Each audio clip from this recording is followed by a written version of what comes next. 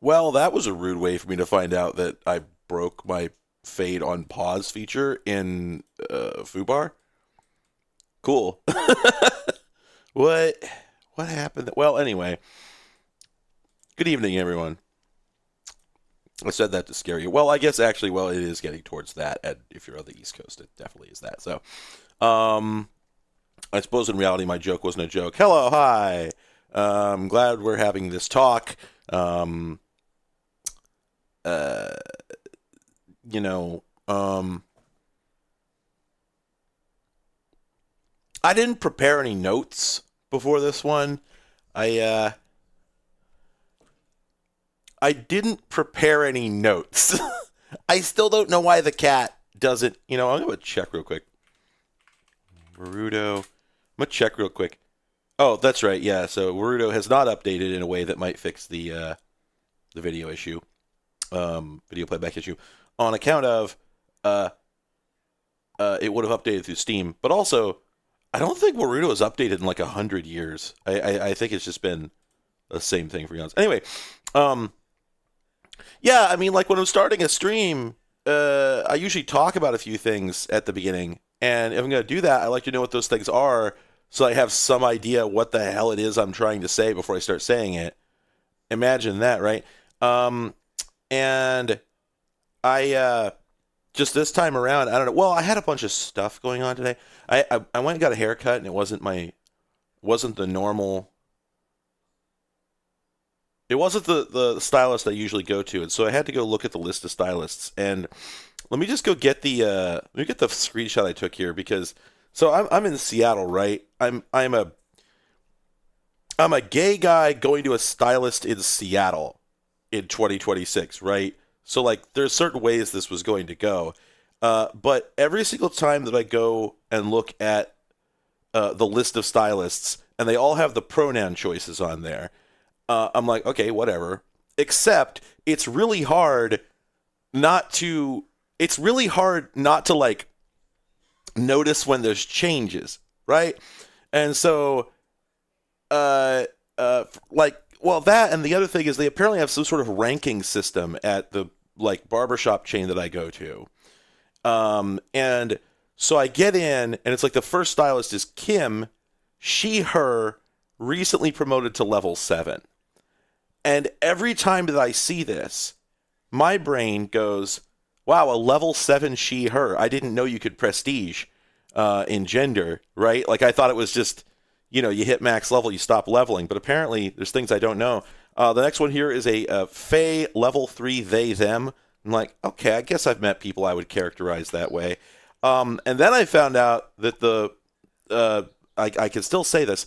I found out the fellow that I usually see now has they him after his name, and I could swear that it used to say he him, right? So it's a shame I didn't get to see him this time. Maybe we could have caught up about that, right? It is Pride Month. Maybe he decided to. Well, anyway. Um, so consequently, I haven't stopped thinking about that. What else is on my list? Do I have anything else? But because here's the thing, I've told this story before, but I'm going to repeat it because, again, I'm a homosexual who lives in Seattle, right? So there are certain events that I could experience that are never supposed to happen.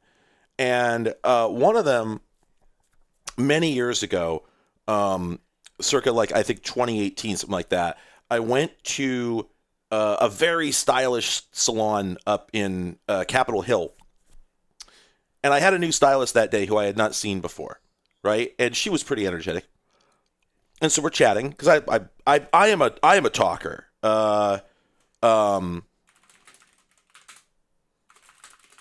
Sorry, I want to talk to my stylist. Absolutely, are you kidding? Have you heard me? I talk constantly. Um, I detest the vacuum of dialogue. So I'm in there and I'm getting my hair cut. And what was it? How did this go? I think I said something along the lines of, well, if you're gay, it's a lot easier to do, something or other with your appearance. And she goes, uh huh, uh huh. Are you gay? And I'm just like, You can't ask. You can't just ask. Like, you can't. Being queer in Seattle is an experience trademark. Trademark. Fuck. God damn it, that got me. Thank you, Roy. So I'm sitting there just like, you can't just ask some. Wait a minute. This is a stylist. This is the only person alive who's allowed to just ask that question. If anyone, anywhere is allowed to just go, so are you gay? That's the person, right? I've never stopped thinking about this encounter. It was the strongest power move I've ever seen. It was relevant information, and I said yes, like, duh. So,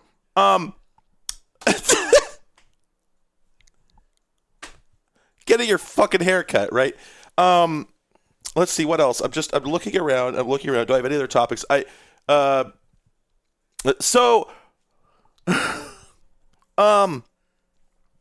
The one thing is I don't remember if I don't think I had addressed this the last time I streamed, because I've been working on the same video for 3 months. I think I mentioned this the last 4 streams that I've just been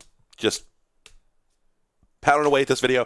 It's been 85 days since my last video, which sucks. I'm not thrilled about it, but I'm not going to get it in under the 3-month mark. It's gonna be like 98 days before I upload another video, which sucks. But having said that, it's worth it because I ended up rewriting the entire script, which is always the right call, and I learned a bunch of new things, and I made the whole thing read just a lot better. So it's worth the wait.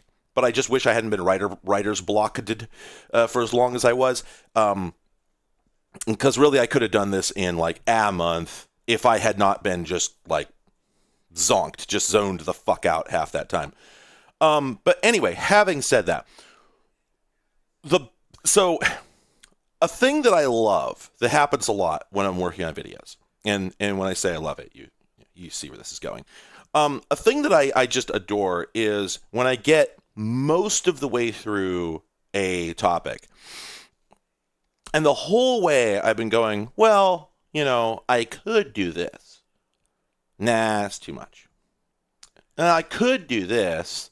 What if I did this? Nah, it's not necessary. It's just too much. I don't know that it wouldn't add that much. And then as I'm coming up on the end of the getting ready to actually shoot the thing, I'm sitting there and I'm going, God damn it, I've got to do it, don't I?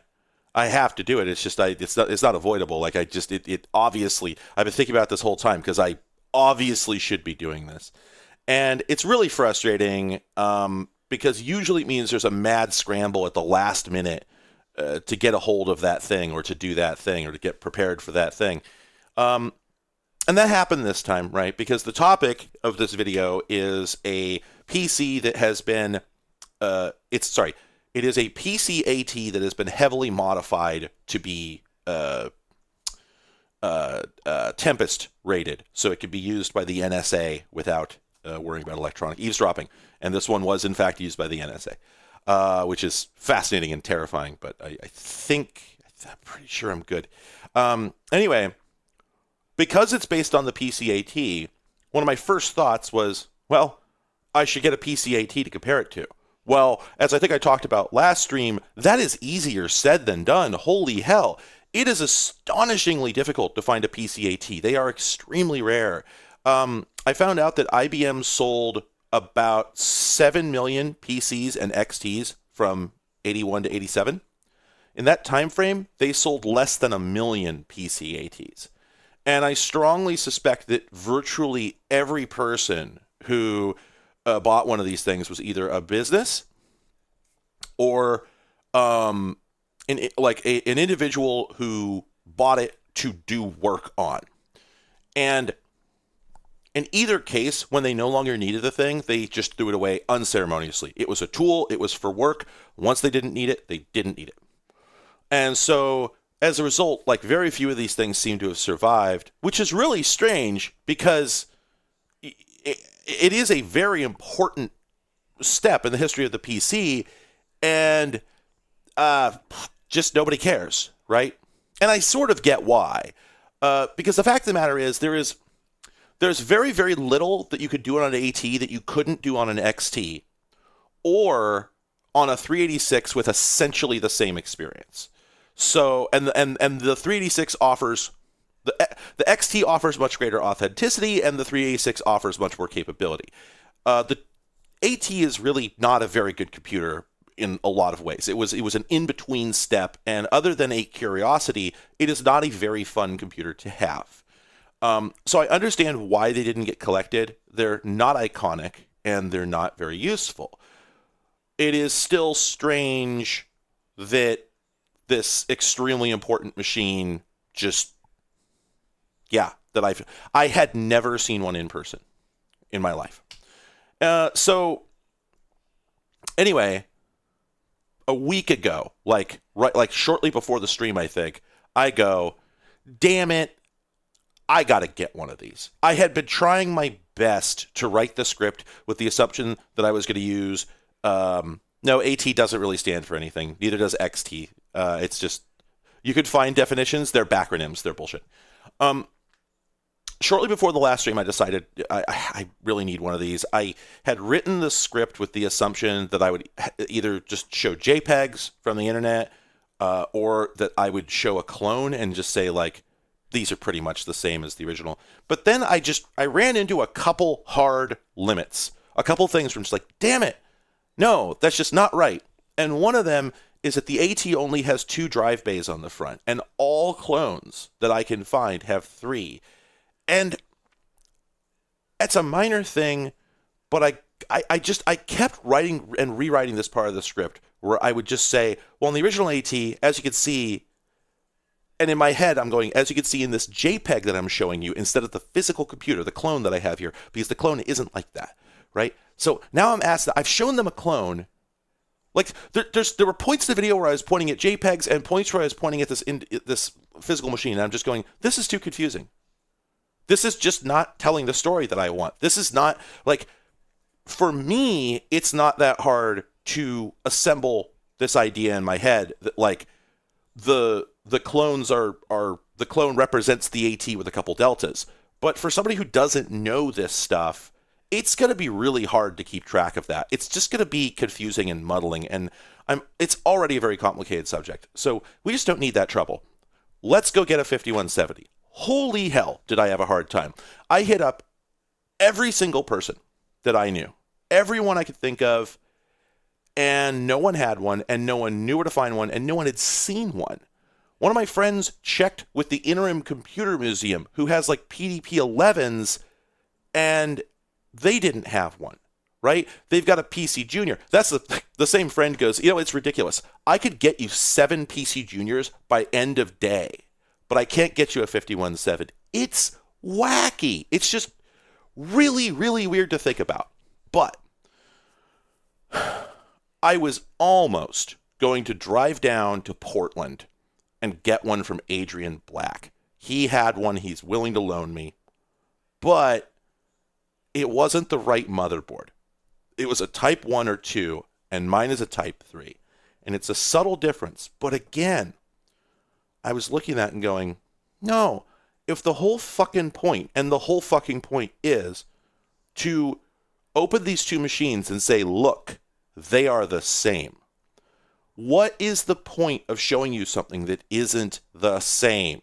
The entire point that I'm making is these things are identical up to a point and then changes happen. If I am showing you something that is also identical up to a point and then changes happen, then I'm asking you to apply 2 layers of abstraction. It's pointless. And this is the critical thing. This really is what did it for me. This is my fucking job. This is what you pay me to do. I don't get to stand here and say, oh, it was too hard. I don't get to stand here and say, like, oh, it was inconvenient. I didn't have the time. Not when everybody is standing there saying, take the time. You know, I could get an AT for $250 on eBay with an unpleasant, like, $125 shipping. What am I being paid to do, if not to spend that money to do that thing? yeah, it's for a total of 5 minutes of Don't do screen that. time in one video, but what am I doing here? Like, what is the point of me dragging the real thing on screen only to say, well, I couldn't get the real thing? No, there's no point. There's no point. Like, if you wanted to do that, you could go watch somebody else who doesn't have access to anything, right? There are 1,000 YouTubers doing what I'm doing with nothing other than JPEGs. Look at these JPEGs. Here's some more JPEGs. And you know what? Much love to them, but I can't watch their stuff. I can't do it.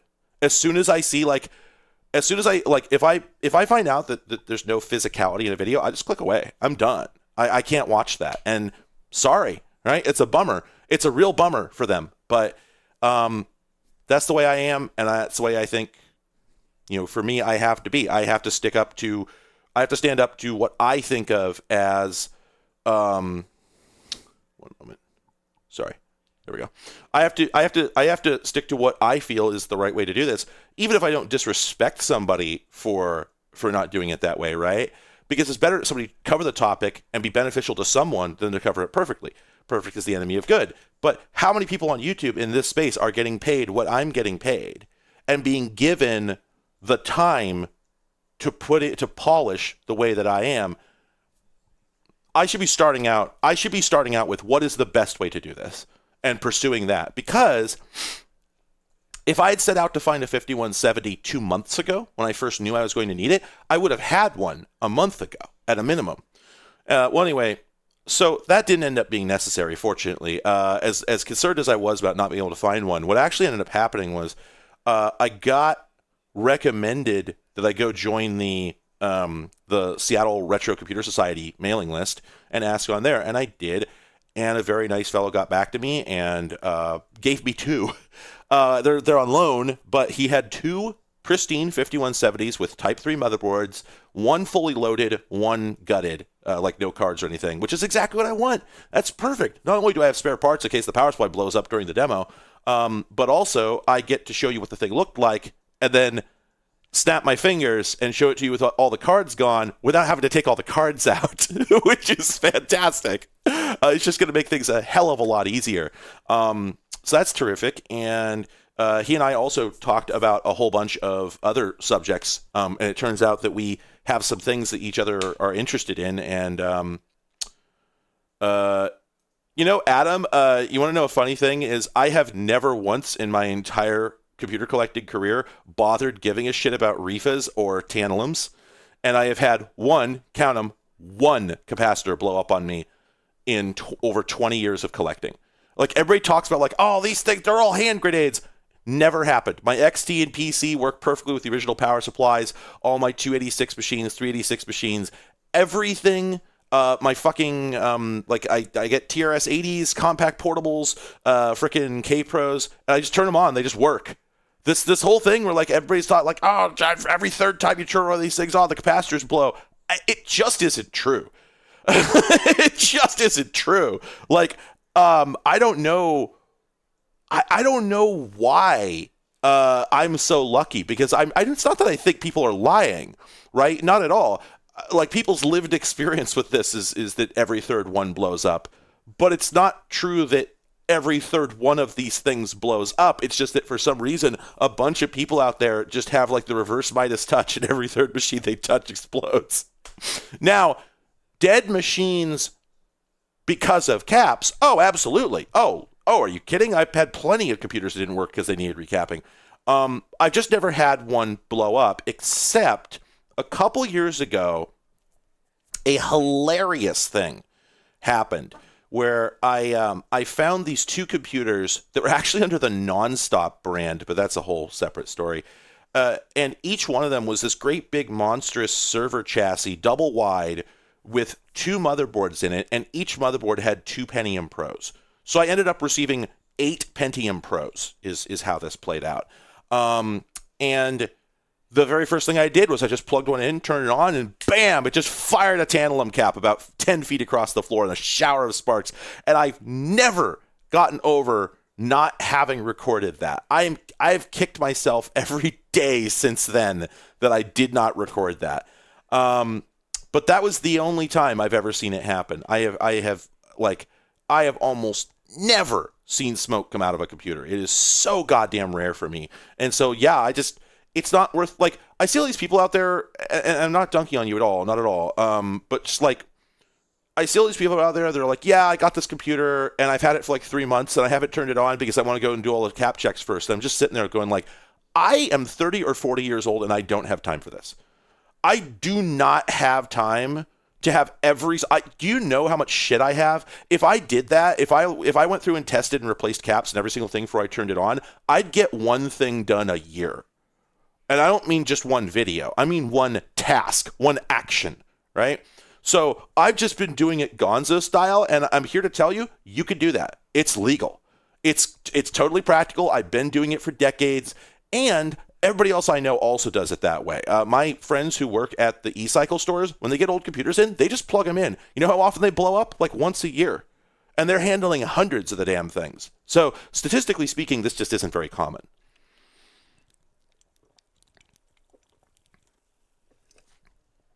Anyway, all right. So, and I'm sorry, I did see a question up there from Adam, who was asking if the AT was not particularly popular. The thing I was saying earlier is, yeah, they sold about one AT for every 7 PCs or XTs. But the other thing is just that, it's funny. Somebody just posted to the SRCS mailing list, literally just now, saying this same thing, that the problem is that they mostly sold to businesses, and businesses just threw them in the crusher. They just threw them the fuck away when they were done with them. The reason the PCs and XTs are so thick on the ground, like the reason you could just, if you're walking around the retro computing space, he's got to like push loads, stacks of these things out. Get out of here! You're in my way.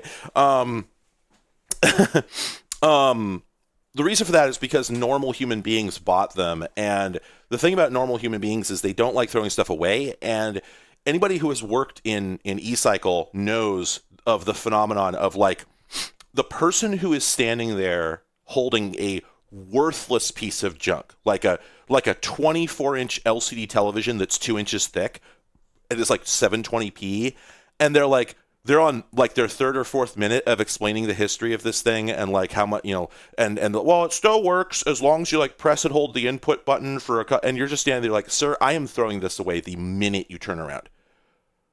No one will take this, let alone buy it, because for $20 you could get one that's 1/3 the thickness, looks better, has better speakers, and is 1080p and has more inputs and isn't broken. And I understand that you spent $400 on this back in 2007, but that's how money works. Like, your object has depreciated. It is worthless now. And it's a very sad thing. Like, you don't want to be the person introducing these people to the reality of how technology has progressed. So you just let them do their thing, and then at the moment they walk away, you just huck it, right? And it lands in the Gaylord and the screen splits in half. And that's life, baby, because you just received 25 other of these that day. And if you try and put them out on the sales floor, they just sit and sit and sit and sit until you throw them away. That's reality, because everybody upgraded to something better than a 24-inch 720p display over 10 years ago, and no one needs that. And anyway, so the point is that people don't get rid of their XTs or PCs because they remember spending $4,300 on them or whatever the hell. They remember spending all that money, and the idea of just throwing it away is just preposterous. Like, are you kidding? That it's still useful, right? You go like, well, are you going to use it? Well, no. But yeah, it's just the way we are, right? So, yeah, normal, like, it is a tough thing to get used to at first, but I've done the job twice officially, and I have continued to involve myself in the e-cycle industry because I volunteer for the stores up here, basically. And the thing that I have learned is that when you go to work at one of these places, you either get over it or you don't. Getting over it can take quite a while, but you sooner or later have to have a day where you're standing there with like 30 1024 by 768 LCDs and going like, I'm not even going to turn these on. Nobody wants these. I don't want these. And then you just shit can all of them. And there's a point in your life where you wouldn't have done that, right? You could not have done that, but you have to get numb to it, because if you're the other person, the one who doesn't get over it, then what you end up doing is hanging on to all this shit and trying to price it and put it out for sale, and then it just sits and takes up space, and you don't feel any better, and the store isn't making money. So yeah, it's right. And exactly, like 100, like that's the thing, is we know that 24-inch 720p LCDs did not end up having any charm. It's weird. The 12-inch wood grain black and white TV they made in 1983 is an objectively bad device, but it does something distinct. It has a feel to it. A 24-inch 720p television is bad. It is a bad version of a thing we still make. The reason that those screens did not become nostalgic is because nothing has changed in that market since 1996. Like, we're still making TFTs, and we're making them the same way we were back then. The only thing that's changed is they look better now, and they work better now, and they last longer now, and so on and so forth. Like, there is not a single thing that a 1024 by 768 NEC monitor from 2002, like, there's nothing that it does viscerally differently. If you put it next to a monitor from 2026, the only way you can tell the difference is by pixel peeping or looking at the shape of the bezel. And this is just fundamentally different from what happened with other technologies. The character, the vibes of the 12-inch wood grain television versus the 24-inch, like Philips Magnavox curvy black television from 1998 versus the like silver trim Trinitron from 2003 versus the true flat CRT Wega television from 2005. Those all look significantly different, but more importantly, all of them look vastly different from anything you can buy now. You cannot replicate that look, and it is just so different interacting with these things in every way. A 1024 by 768 NEC LCD from 2002, you turn it on, it comes on, it has pixels, they look the same. Like, nothing has changed in this market in over 30 years. So we know that there will never be a day when these become special. So you have to get used to throwing them away, because it's not like it was before. It was not hard to imagine back in the day that PCs and XTs and 286s would someday be special and interesting. Reason being, I had a 286 in the Athlon XP era, and I cherished the thing. I thought it was fascinating because it was so different from what I had. If you were awake, if you were paying attention and you had any sense of history and any sense of culture, it was not hard to look at that and go, damn, someday someone's going to want that. The average person couldn't do that, right? Because they just didn't understand they didn't understand what it was like to be a computer nerd and to be intrinsically fascinated by these things just on their face. But, a lot of people were around who did understand that, and a lot of people recognized that these machines actually remained useful far past their prescribed life. The XT that came out in 1983 was still useful in 1993, like genuinely, truthfully, actually. That didn't really start changing until 1995, when Windows 95 and the advent of the internet started just rewriting the entire face of computing. So it really wasn't very difficult for someone with just a little bit of foresight and imagination to picture that these would someday be, that these things might continue to be relevant for some purpose. And indeed they did. Like, there were XTs that continued soldiering on in the backs of offices for years, and some of them got, bought off of eBay to replace dead machines and whatnot. So the people who hoarded these things weren't entirely wrong, in the same way that you don't throw away a 1991 car just because you have a 2002 car, right? It's still a car. It rolls, right? Whereas the black and white television from 1983, intriguingly, you could look at that in 1998 and go, who the fuck would want this? This is garbage. Like, this thing is past its relevance. It's complicated, right? Anyway, let's play Marathon. Y'all hear about this Marathon? So last week we played Marathon 1. And that's interesting. Oh, because OBS has buffered the that's fun.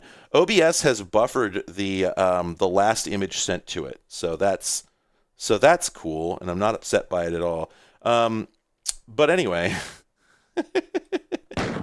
Bang. 3 donation. Thank you. What's that Durandal fellow up to? So I've never played this game before. Well, I have, but like not in depth. We're gonna hit the menu though in a moment here. Yeah.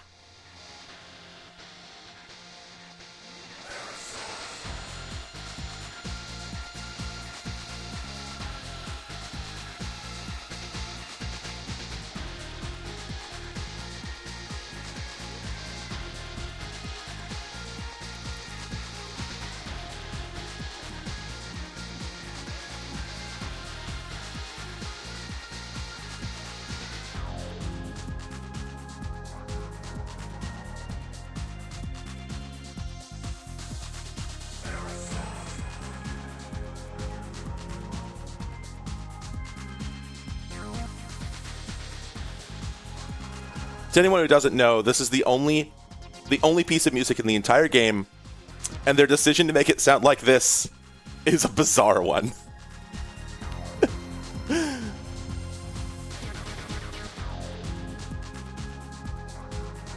I don't know how long this track is. Hello, Itsu. Glad you could join.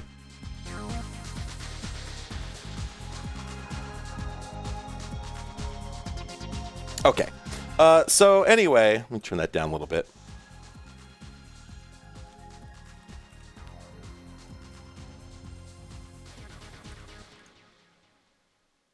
There we go. Is it going to loop? It's totally going to loop. Fuck yeah, let's go. All right, so the most interesting thing about Marathon 2, and this is the game that I had, over the years, I had tried to get myself to play Marathon several times, and for some reason, I think I always tried to start on Marathon 2. And if you try and start on Marathon 2, well, the intro is a bit stark. I'm going to hit begin new game. Wait, what the hell? Was that a demo? Oh, I hit begin new game precisely at the moment that it started a demo. Begin new game. All right, so we get this, and we get no text to tell us where we are or what's happened since the last game. So at the end of the last game, we were not told where we were going, and now we're just here, and there is a fight going on. So there's like 6 Bobs and some 4, and then they teleport out, and now here you are, and you're just here. Weapon. And that's that. Oh, you know what? I'm sorry. I actually need to. I don't think Aleph 1 makes it possible to get into the menu without exiting the game, which is really frustrating. But I want to turn off mouse aiming, or no, not mouse aiming. That was the wrong control. I wanted mouse aiming on. I wanted auto recenter off. There we go. Sorry, I got distracted. Oh, and then real quick, there's no new controls in here, right? So action is tab. Second trigger is left shift. Aux trigger. Huh. Oh, I'll have to keep that in mind. This all looks the same. Hotkeys. The auto map is on the map button. M. Yeah, all this is as it was. Oh, preferences. P. Oh, fuck me. This whole time. Well, maybe this wasn't true. I swear I pressed every single button and I didn't get the preferences when I was playing Marathon 1. Oh, yeah, in fact, it doesn't work. Well, good times. Anyway. Okay, good. Now it doesn't, oh, Oh man, okay. Also, it enables trilinear filtering on the textures past a certain distance, and that distance is pretty close, and it does not look very good. So I am also going to go kill that. Sorry, I tried to fix some of these things before I started the game, but I had a lot of stuff to do. Rendering options, advanced, none. Thank you. I love that cut-off sound effect.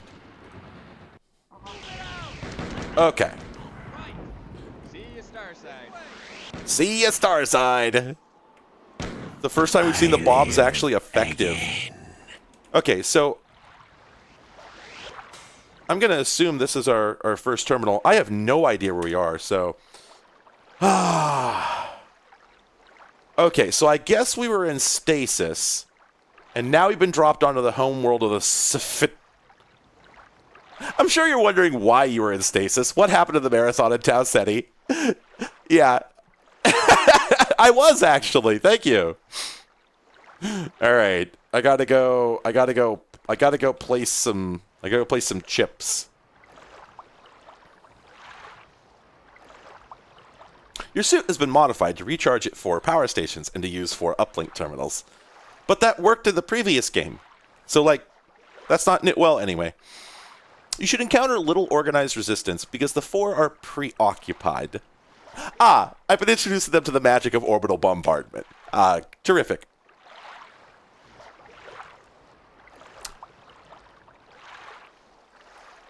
Sorry, one moment, I'm reading chat.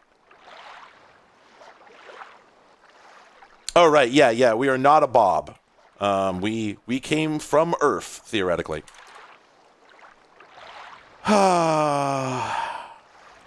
It's real good. I think this is probably... Can we... You know, the fact that I think the walls actually flicker separate...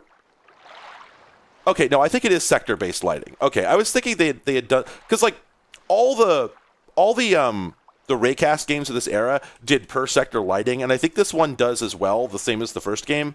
But for a moment, it looked like they had actually done per wall. Per wall lighting, but no, I don't think so. Yeah, the pistol is a real... Here, let's fire it. I love the new pistol animation. I'm pretty sure it's different from the previous game, right? Pretty sure. Yeah, this game got a fan-made source port called Aleph 1, and then Bungie licensed that to release the games on Steam as Classic Marathon, and I believe they are all free on there. I don't know what all platforms they work on, but this one's on Windows at least. And it's not perfect, but it's pretty good. The RGB streaking here immediately made me think, oh, shitty AI upscale, but that's literally not true. I'm sure this is just something they either fucked up or they either fucked up back in 1995 in Photoshop 3, or it's intentional. Anyway. Okay, yeah, so the pistol is different. I thought so. All right, well, sploosh. Now, I seem to recall that you could swim in this one, though I don't know how to go down. Oh, a little guy!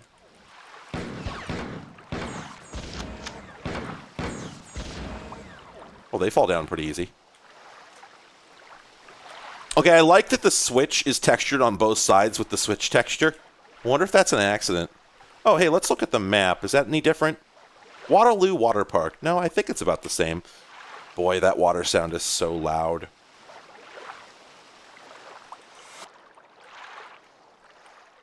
Was that door supposed to open like that? I thought they split in the middle.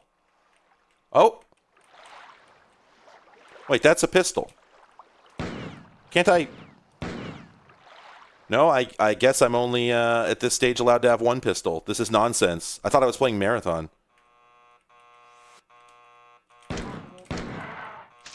I'm loving that Half-Life buzz. Oh, wait. Did they make noises like that before? Okay, well, good. We got lots of bullet. Do we have any weapon? No, we don't. Okay, I think the fist is unchanged from the first game.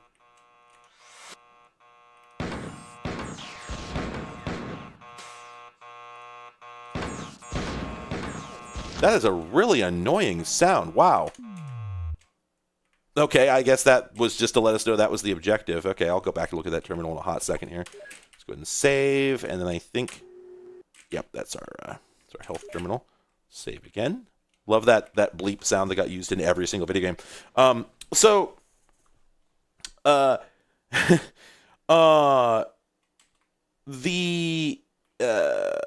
me, I'm trying to organize my thoughts here. Oh, I can climb that. Okay. Boy, that sure looks like a teleporter chamber, but it ain't. All right, let's read this. Let's read this dirndl. Oh, we can read 4 now. Planetary bombardment by hostile orbiting in our captured ship. Okay, I do really like the I like that way of signifying tone. Happy Pride Month, Clive. Love your stuff. Keep up the great work. Thanks, Steve. I really appreciate it. And yeah, happy Pride Month, everyone.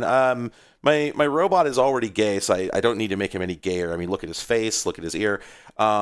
Just sort of... Oh, are those repair drones? Did I not need to be killing them? Well, I mean, I don't know yet. Maybe they would attack me. Let's see. But yeah, putting the parentheses, like the markdown with the question mark for tone indication is pretty cool. But I guess that's... Oh, no, it's not... I don't think it's tone indication because I'm realizing that's the translator struggling with their language because obviously they would know whether they meant purification or sterilization. In any case, though, we do know from the outro, the blah, blah, blah, epilogue. There we go. The epilogue at the beginning of the first game. That yeah, as soon as you take over the ship, Durandal moves himself onto the 4 ship, takes control of it, and then goes off and starts just demolishing the 4 home world. Which is, I guess, what we've dropped into the middle of. Yeah, it's like regex syntax, yeah. Oh, the alt fire on the... Oh, yeah, that's right! That's right! I had seen there was a box shot. You get to use both fists. Okay, outstanding. Okay, yeah, see, that one opens in 2 parts. But this one... that's really funny. Now... Before I continue along that path, let's just go see what we got over here. Oh, geez, that scared me. Okay, do the bobs attack the robots? They sure do. Which, I mean, not that I've ever had respect for a bob, you know, up until now, so there's no reason to change that policy, but...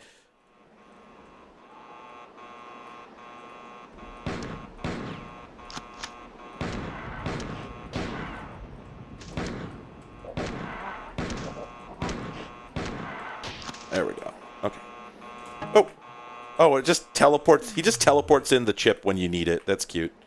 Okay, this is just a monster closet. Is he gonna teleport me? No, that's a save station. Oh, well, there we go. Oh, there's a little pump down here. A little aerator to keep your fish happy. Delightful. Oh, and presumably that consumes my air level, right, on my suit? Yep, it sure does. Okay, I'll have to keep that in mind. And then I need to go back and finish that other area I was in before I forget. Oh, but we got some 3D quote-unquote jumping puzzles. Oh, okay, so there's a little spiral staircase to go up there from the other side. All right, so let's... This is not the right direction. This is not where I intended to go. Oh, okay, yeah, no, those guys are armed.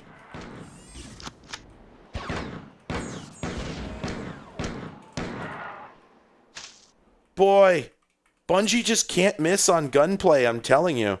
Alright, this is not where I intended to be. I love this. I love this little window here, but also... Okay, it's not... It is not a physically impossible... Oh! I do want that. I thought momentarily, does that water go... does that water extend past where the walls are? But no. Okay. All right. My old love.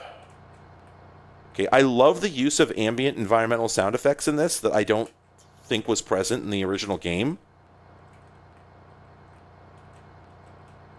That's pretty cool. Okay. Though, speaking of which, was that sound effect there before? I like how you can absolutely tell exactly where the sound effect emitters are. They're very localized. They're not just zoned to the room. Okay, so let's go over here, save, and see what was through this door.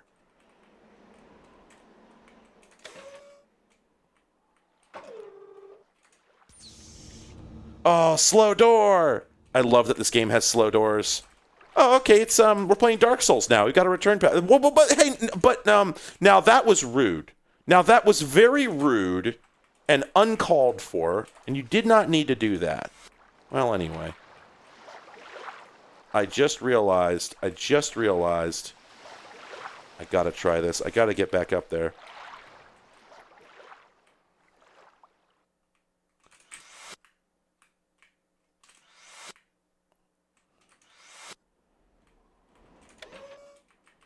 We can't exit here right now. Smooth assault rifle. Yeah, so we were speculating the other day that maybe the reason there's no music in this version is because they added enough new. Okay, I can't quite. I was hoping I could get up there and then that would be a passage to go somewhere else, but nah, I doubt it. Be a fun little Easter egg if so.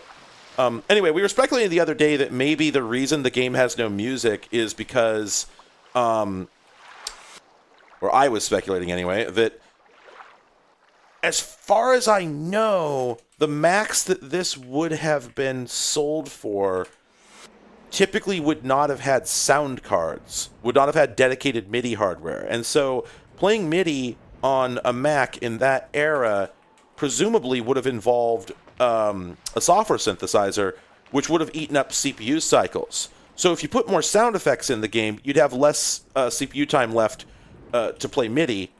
And of course, the more MIDI you have, even less CPU time you have. So if they did, in fact, add a bunch more concurrent sound effects, and it sounds like they did, each one of those... This is where I came from, right? Yeah, that's where I came from. Each sound effect eats up a certain amount of CPU cycles because they'll have to be mixed in the software DSP. So it would make sense that that's why they did it. Obviously, nowadays it doesn't matter. You know, we could trivially add back the MIDI if we had a soundtrack. And there actually is I came across a project where somebody made a complete replacement soundtrack for this game, but it's all, you know, PCM audio. You know, it's just FLACS, and it's just like inspired by the series. What door did I miss? Oh, I think I know.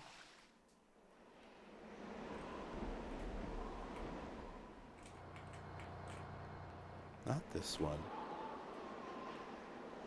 It's the door at the other end of the room, right? Wasn't it?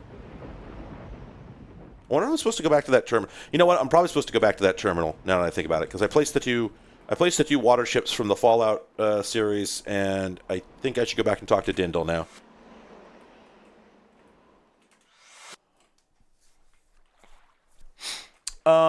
Yeah. Like if that was the sort of constraint they were dealing with, then the adding the music would have eaten up so many CPU cycles that they'd either have choppy audio, or they would, the game would have to slow down like Mega Man on the NES whenever you had too much stuff going on at once. So obviously not ideal.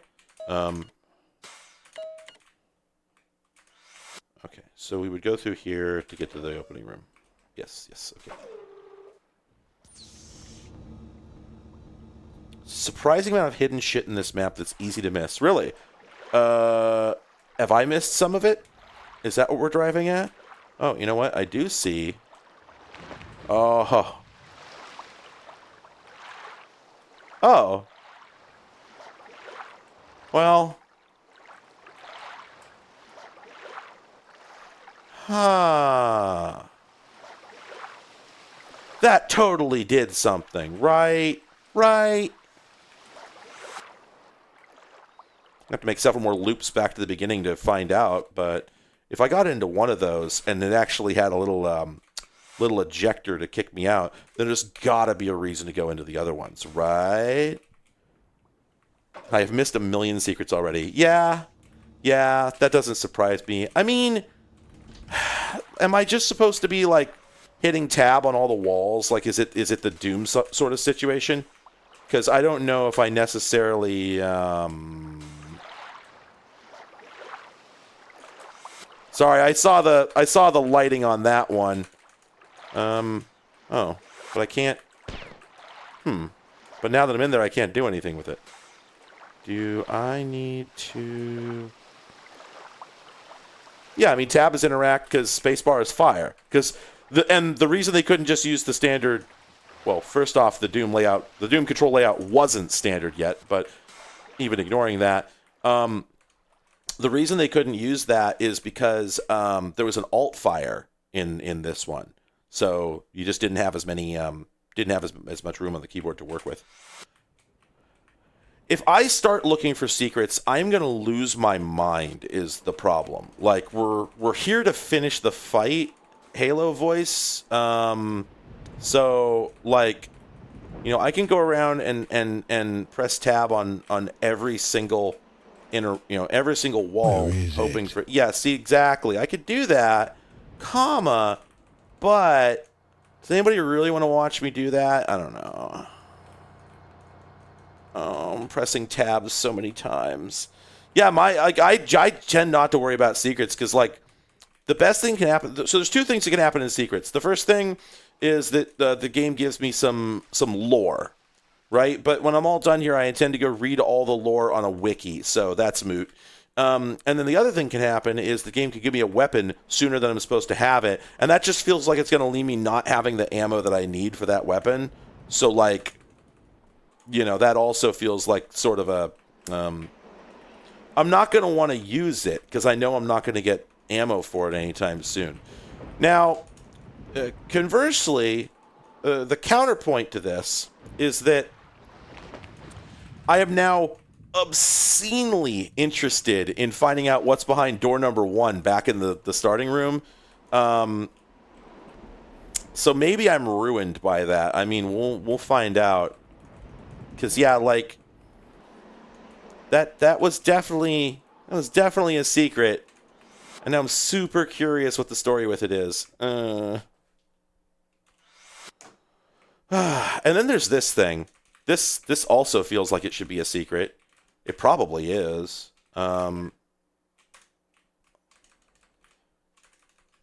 Yeah. I mean, if they're not any more obvious than that, then I think I want off Mr. Toad's Wild Ride.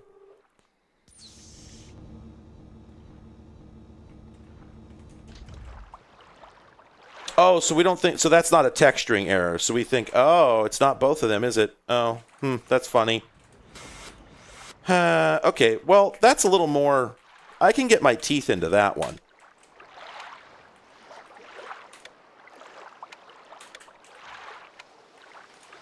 Yepers.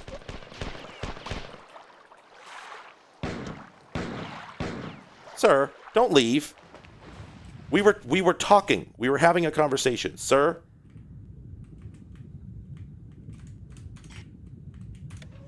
Okay, there's an oxygen terminal there, so now I know what those look like. This is funny. I love that Marathon has slow doors and slow elevators. It's really good.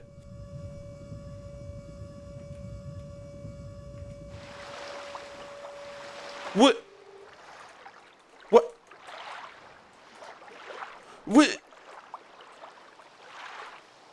But what?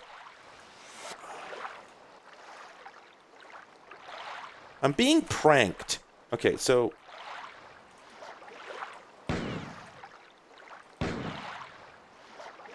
So is this a return path, or what's...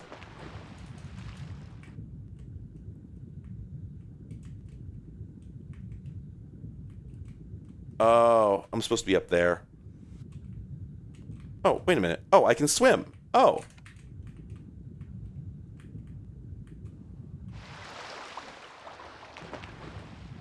Now, what would you say...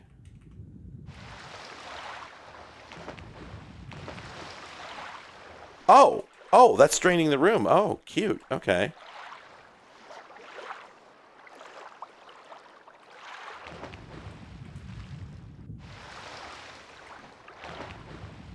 What is that going to do for us?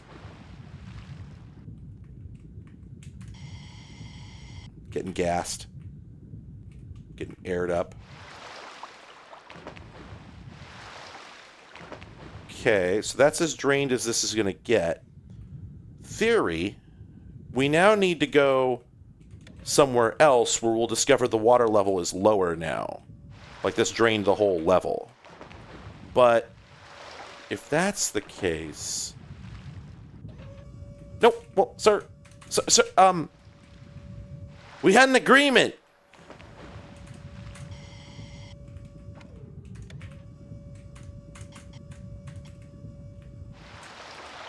Okay, so that's not open on the top. Okay. I do love the wet elevator. Yeah, the underwater elevator is extremely choice.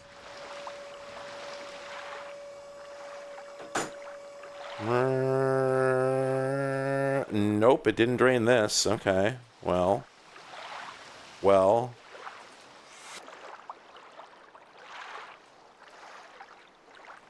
The hell and damn did that get us? Because... Damn it. Now I'm intrigued. Did it do something somewhere else? Doesn't look like it.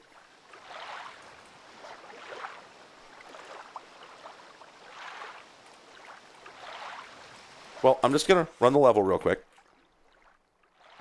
That one's no different. Like, I'm sure I've got this wrong, but... Oh, sir. That just happens sometimes. Sometimes the frickin', sometimes the frickin' doors in this game will just, like, multi-trigger for some reason. It's weird.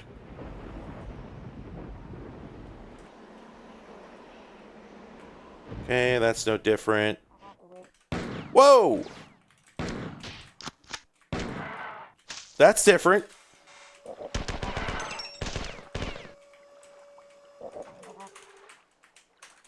They're making noises. Making these little monkey noises. And I hate monkeys, but for some reason I don't hate them. We'll have to figure that one out. Ah! Okay. Okay, so we're here now. Now where does this go? Sure, yeah, no, I mean, but we knew that. Of course it does. Right, yeah. And then this is going to wrap around to the other door.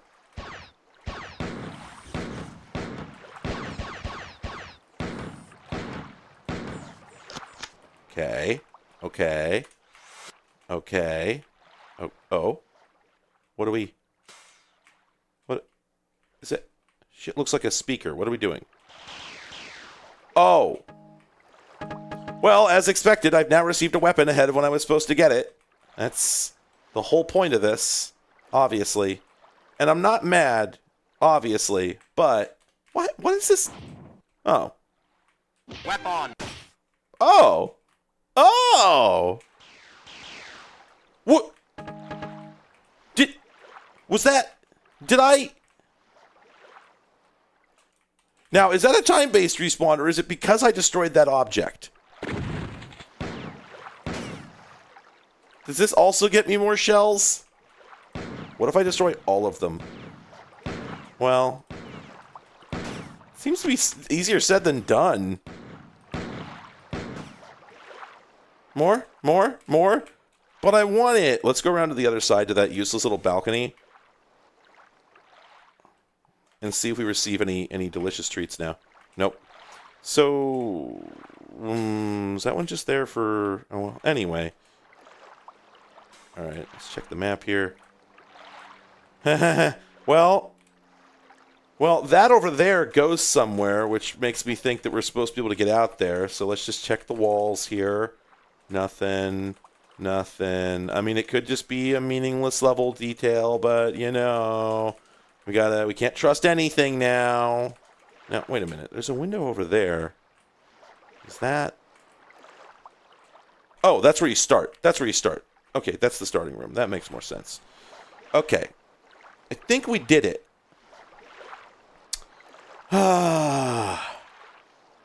Yeah. What if we start the game mid-combat in wet, dry world? Yeah, absolutely. All right. I think I'm done. There might be more secret, but I think I'm going to go ahead and progress the MSQ at this point. So I've successfully secreted enough to satisfy myself. That's not how I should have said that. That wasn't an ideal way to. Well, anyway. Real quick. Okay, yeah, that's the other side of the starting area. That makes sense. Oops, next room. There we go. Dindle. Okay, so it's been 17 years since the first game. Okay, the Sift have been working with him. That's a bad idea. All right, so we're just, as we discussed before, we are just doing Halo, but we knew that.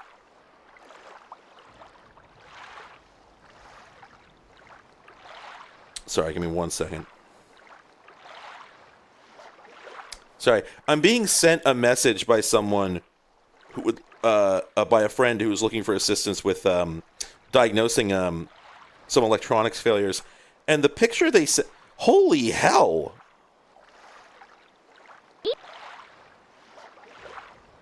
Okay, I'm actually gonna get you. I'm gonna get you this picture. This is actually worth it. To pause for a second and get these pics up on chat because I have never seen this before. Let me just save that. Save that. Just check these for PII. No, we're good. Go put these in my photos folder. I actually have like a pretty decent process for. I have a pretty decent process for how I do my streams because I have a folder on a shared network drive that everything. I can pass files back and forth between my main PC where I'm doing the game and the one where I'm running the stream. But it is always like a two-step process. Anyway, all right. So they send me this picture, right? They're like, yeah, so these came out of some arcade cabinets. Did they give me more detail on that? Let's see.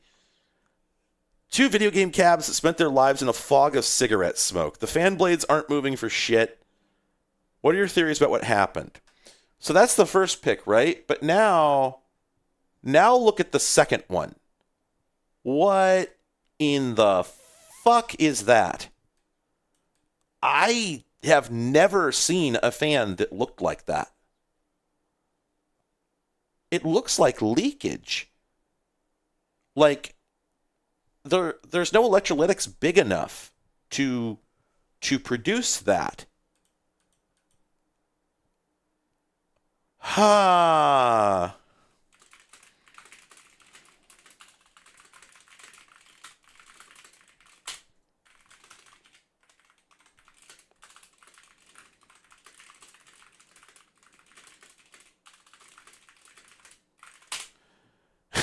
These both came out of late 90s or early 2000s new net city cabs. So I'm thinking these things just hit their design lifetime and then some, though I'm sure breathing incinerated mild 7s for 2 decades didn't help. That's very funny. The only thing I can think... Oh, okay, yeah.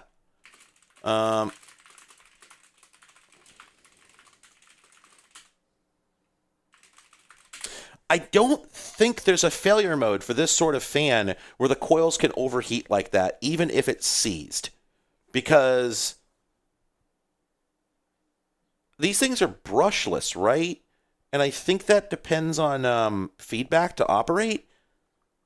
Plus, like, I have held a fan totally stalled. And they just take it. Well, usually they give up after like the internal controller gives up after a few seconds and stops trying to drive it. Well, that's fucking bizarre. Oh, right. And that's yeah, you're right. Coil enamel doesn't melt.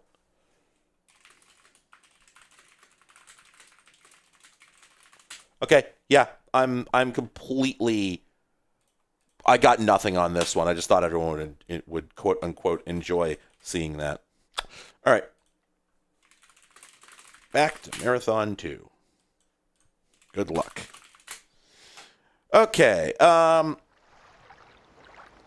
so Durandal takes off with the Sphit and looks for their homeworld. They finally found it right before you got thawed. And apparently they have been enslaved for 1,000 years. That sucks. Bungie sure does let... Holy shit! Now who is that? Okay, well... Bad news. The shotgun's the most cracked weapon I've ever seen in a video game. I knew this, and I've known this my whole life, solely because of the reload sequence. But I mean, it's quite another thing to see it up close and personal. Given how long it's been since the last time. Oh, they have a... Okay, so it's a little tiny save station. That's absolutely delightful. I wonder if that's actually a... That's got to be a different texture. They didn't just hide half of it. These guys make such cute noises, and then I obliterate them.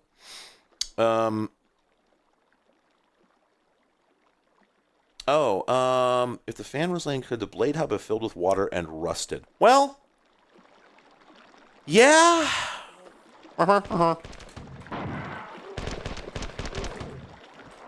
Oh, they throw shit. I love Dark Souls. I feel like I shouldn't get in the slime. I'm gonna find out later how that works. I'm gonna explore first before I try going into the slime. Oh, now what is this? Durandal. Huh. They must have found Tycho. Oh. So Tycho was destroyed in the initial alien assault, but then reanimated by the compilers. Oh, I thought that Durandal absorbed Tycho. Although maybe he did, and he's just lying to us. He's strangely coherent. I guess in the last 17 years, maybe he got some of his rampancy under control, but like he was pretty nuts at the end of the, well, from the beginning of the previous game. Anyway. Okay. Yeah, I love System Shock 2. Okay. Suggestion. I'm going to relay this to my friend. About the potential rust thing.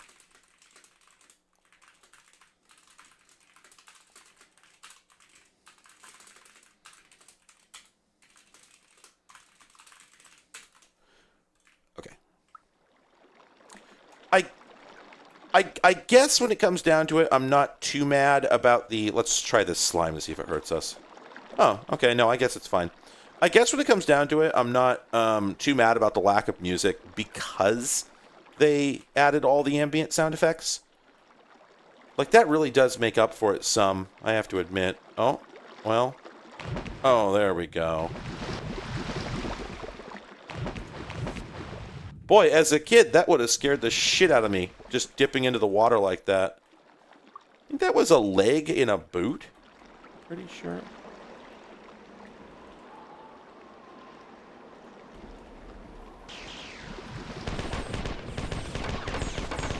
Ah, the assault rifle. Inaccurate as always. Oh, I should have fired one more bullet before picking those up. I guess it doesn't matter because they go into your... Oh. Oh. Oh, that's an oxygen dispenser. Are we... Okay, we are not in vacuum right now. That's just, it's there because of the liquid situation. So we'll come back to that in a second. Because didn't I have another... There's probably another route back there, but we'll get back to it. The game is relatively non-linear. Okay. So you press run to swim, it turns out. Oh, and right, none of your weapons work underwater. So only cops will never help. Only trust your fists.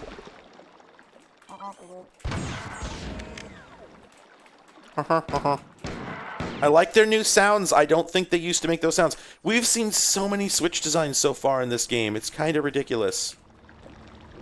I'm not offended, but... Oh, we got some Hulks over there. Or, oh, no, it's those guys. Okay.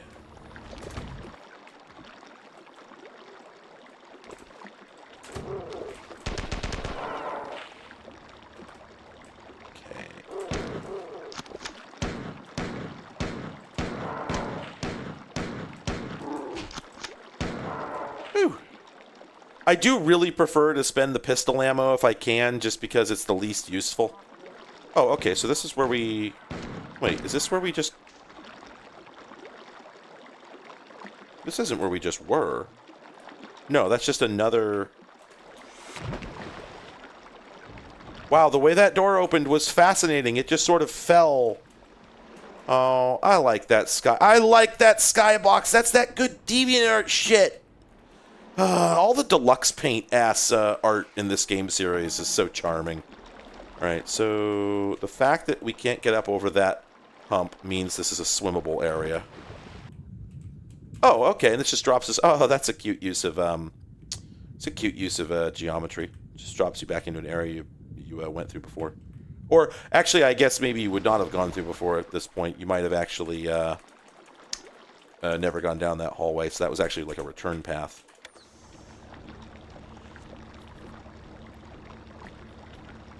Wait, does the pistol work for hitting switches remotely? Because in the first game, you can only use it for, you can only use it for, you can only use the grenade launcher for that. That's what I'm trying to say. Boy, I've been a shockingly bad orator these last couple of streams. I don't know what's up. Anyway, alright, so if we go through here, I think this is a new area. Boy, not necessarily the biggest fan of the waiting around in hip deep shit maze design. I mean, I'm not mad, but at the same time, you know, this game must have an upper cap on how much ammo you can carry, but I have never hit it. I want to see a fists only run, 100% speed run, where they just pick up every single item, and at the end we get to find out just how fucking many of these you can carry. I mean, not that that information isn't known, but my version of events is funnier to think about.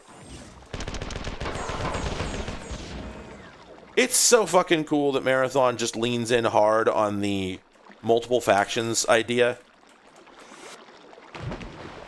It's like all the games you're just constantly seeing...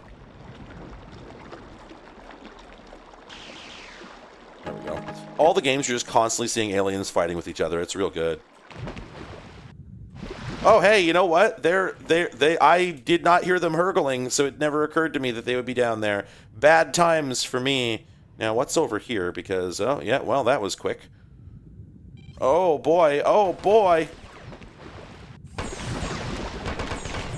Things aren't going as well as they could. Did I just grenade, or did I just, like, rifle jump my way out of the water?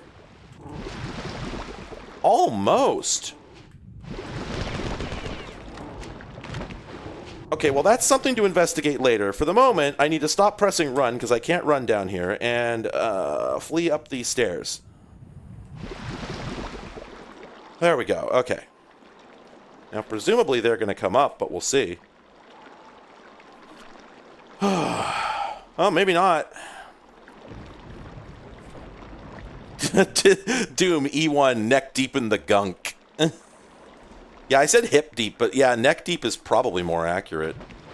Alright, I need to find a health terminal if I'm gonna... Well, I guess I don't really need to go back in there because I'm sure I've got a route to... I'm sure there's a route that'll put me... Oh, actually, yeah, this is the room. This is exactly where that was, so... Oh, delightful! Okay, so they do explain why all the guns have been changed. I love it! That's really good. Yeah, the first game had assault rifle / grenade jumps. I just didn't realize I was doing it by accident. Yeah, exactly. The multiple factions thing really makes it feel like a living world. I love it. The Sift are working hard on the fusion pistol now. Oh, Zeus class fusion pistol. Okay. Oh, and I guess that's the end of the level. Well, I hope I got everything I could have. I think I explored everywhere. I love this. How we just We just got this unnecessary little... Sure. So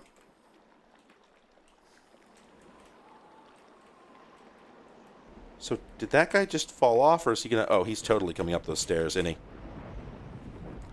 Sir? The fusion pistol trigger switches are building. Well, okay, again, it didn't in the first game, but maybe it does in this one. All right, let's read this. Oh! Art! Lost clan of their race which abandoned Lahoan before the Four invaded. Oh, interesting. Where is it? The idea that... I am really curious why Durandal is helping them. I am really curious if he sees himself as a... Well, because he already sees himself as a god figure, right? And genuinely believes that. So it seems likely to me that he is either manipulating them because if he rescues them from their slavery and oppression, then they'll worship him in return for it, or genuinely thinks that that's these are his people and he obviously has to do this for them. So wait a minute, did I actually wait? Oops. Was that what I heard? Because I was over here pressing tab and I heard a noise. Okay, yeah, I guess that was an illusion. I don't know what this room is about. Alright, well, moving on. I love the geometry. I've talked about this several times before. Oh! What? I didn't think that would work! Is there a current? No, the momentum in this game is just really weird. I love the idea of this building just, being here within millimeters of flooding with... let's call it water. I guess maybe that's what passes for water on this planet. I guess that's some of that orbital bombardment we were talking about. Or would he be? Would he be doing that here? That's the thing. So those brains are what compilers look like under their cloaks. Oh yeah, I saw some other art from the game. I think there's a sprite. I think eventually you get to see a compiler in this game, and that is how they look. Like, you can actually see the...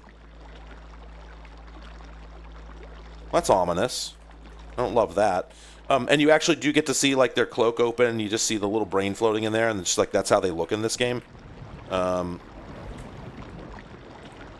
that was, that was apparently from one of the, weird demo, screenshots that was included on the CD that apparently do not represent real gameplay at all. So I don't know if that's actually how they ended up looking. Is that sure looks like an auxiliary air tank. I wonder if that's a replacement for having actual air terminals. Boy, this is a complicated level, and I just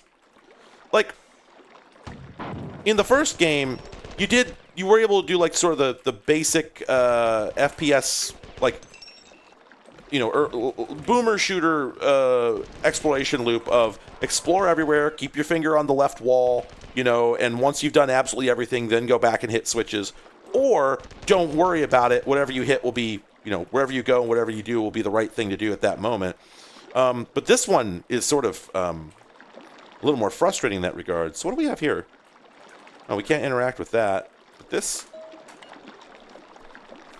Escape to abort. Wait, you can... Oh, it's a teleporter terminal that doesn't force you to teleport. Oh, thank Christ. Boy, that was frustrating. Now, where did he come from? 300 megabytes.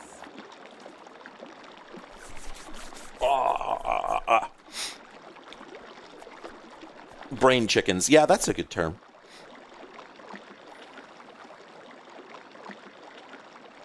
Well, the compilers are largely robotic. They're just being driven by a brain, but that brain is inside, one assumes, sort of a little, heavily shielded kettle.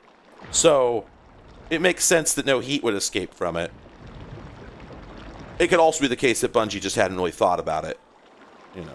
Now wait, somebody was in there.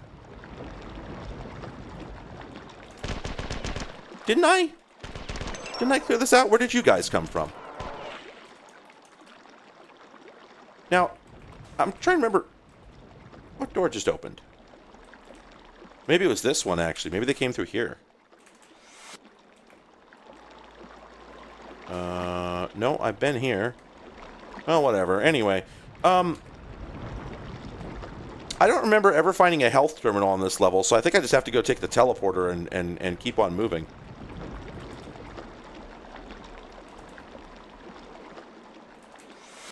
Let me take a look at the map.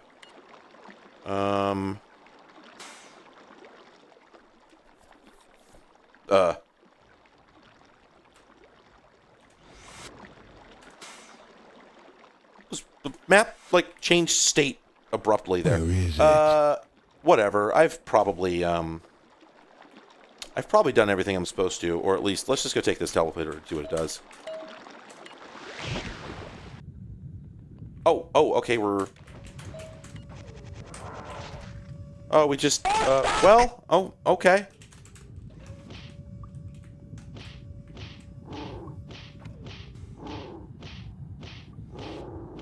Okay, so this is not a sustainable solution. We need other options. Okay, at least those die fast. Well, it looks like we don't have any. We're just gonna have to fight it out. But if this happens, we're fucked. Okay,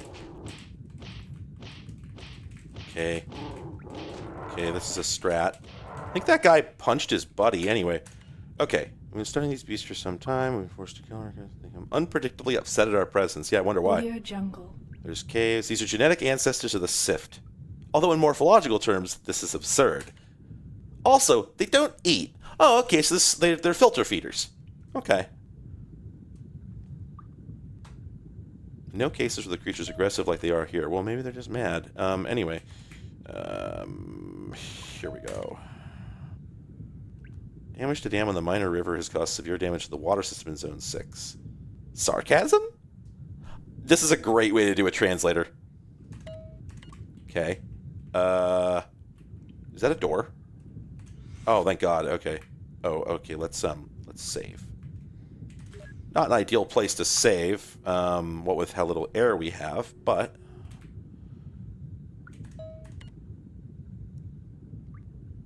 Flicta. Okay. I think that's what these, the things with the mouths in their chest are.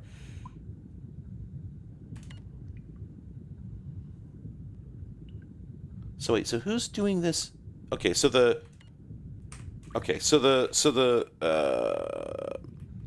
I think this is saying that the 4 were here, probably basically looking for what we're looking for. Oh, so there was... That's funny. So this was actually a staircase the whole time. It just was hard to see. And then this goes back where I came from. We have a terminal with a teleporter, and then what's back here? Ooh, be nice if we had more air, though. There we go. Boy, that sure is a lot of ammo. Okay, so we have both a health charger and an air charger here. Go gas up.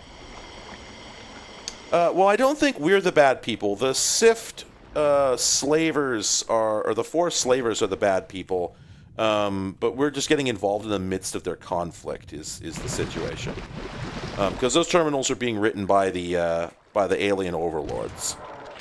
The best weapon in any video game in history. In recent years, I have come around on the idea that the Doom shotgun is satisfying to use. Namely, or specifically, I have decided that it isn't and that I don't like it. And that really virtually every other game's shotgun is better. But none of them compare to this one. This is the best shotgun in any game in history. And any way you slice it, Let's go take that other teleporter. Any way you slice it, shotguns categorically are the best weapon in any game. So the best shotgun is therefore the best weapon. And this is it. This is the game. Oh boy. Now, are those monsters going to infight now?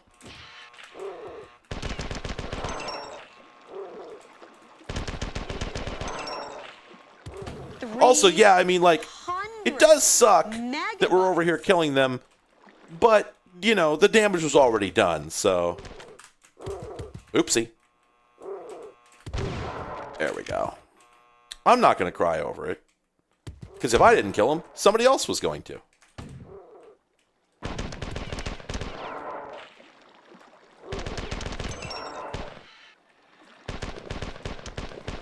I wonder what the little puffballs are all about.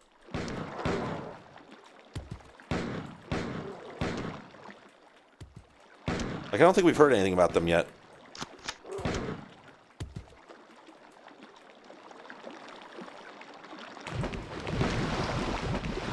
Oh, okay, so it actually is a viable strategy to hold the swim button and then just fire every time your head bobs above water.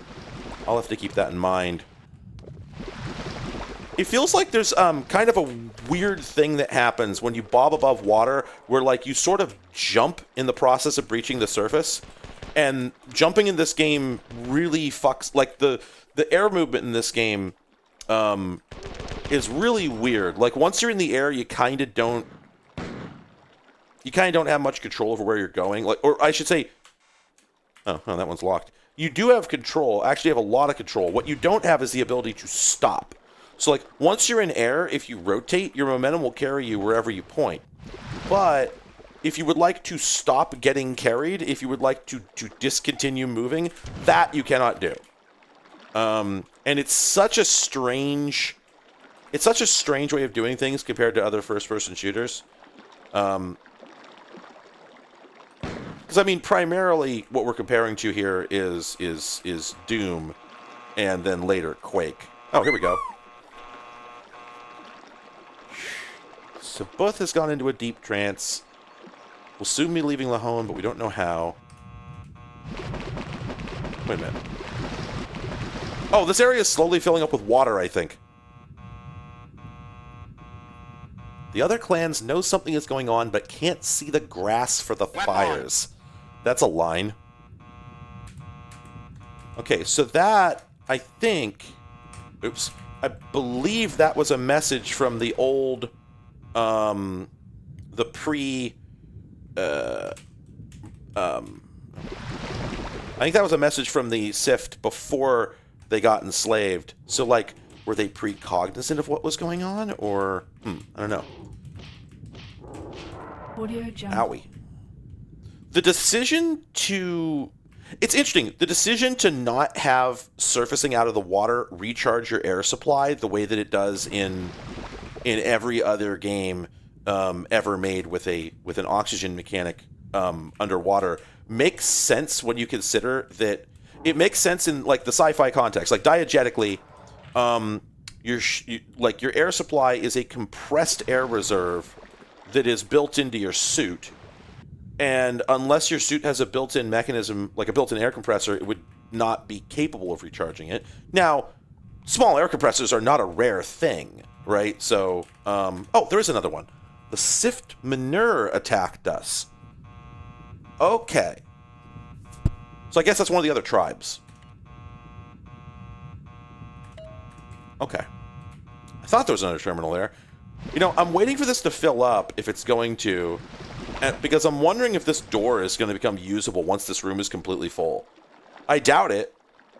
But it's worth waiting and finding out, because at the end I can just grab the teleporter and bail anyway. Boy, those water noises are annoying.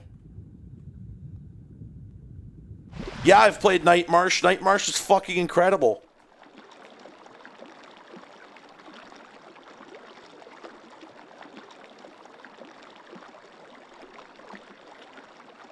So is this still actively... I can't tell if this is as full as it's going to get. Okay, yeah, I think it is. Alright, then we're going to go ahead and take the terminal and get out of here.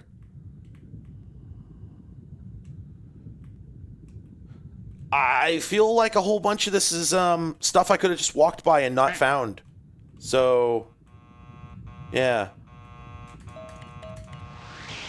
Also, the use of that buzzing sound to basically tell you, like, hey, there's something important over here is... Oh.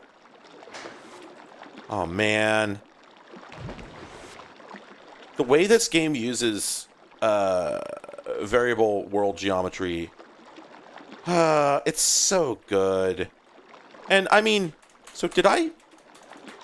Was I not able to read? Oh, there we go. Oh, okay. So the Flickr are they're their own guys. Keep the ducts clean and working.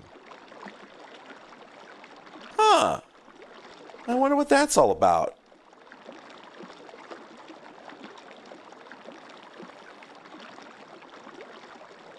Huh. Well, every one of these lore terminals has been deeply satisfying. Alright, let's, actually, yeah, what is our next step here? So, so that is air, alright. I remember finding what appeared to be a teleporter out of here, but it's been so long that I cannot remember where the hell it is. You know...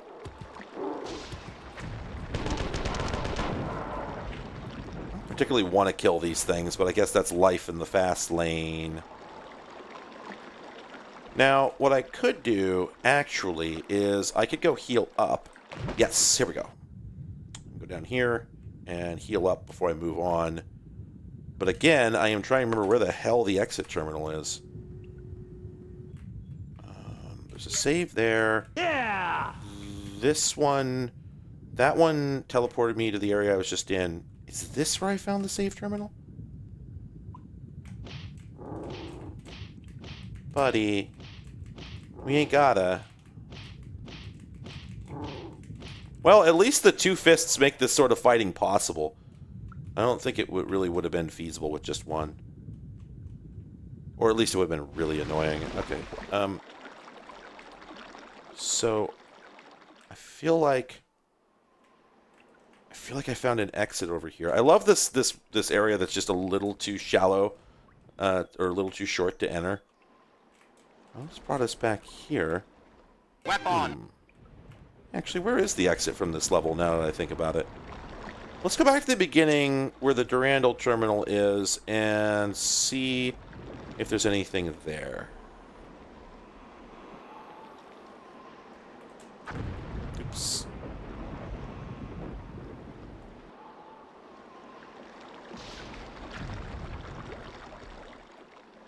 So many of the stages of this consist of oh yeah, here we go. This is new text.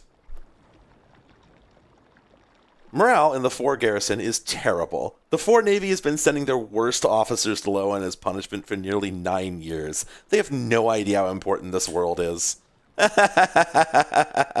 Excellent. Okay, there we go. Oh, chapter break already.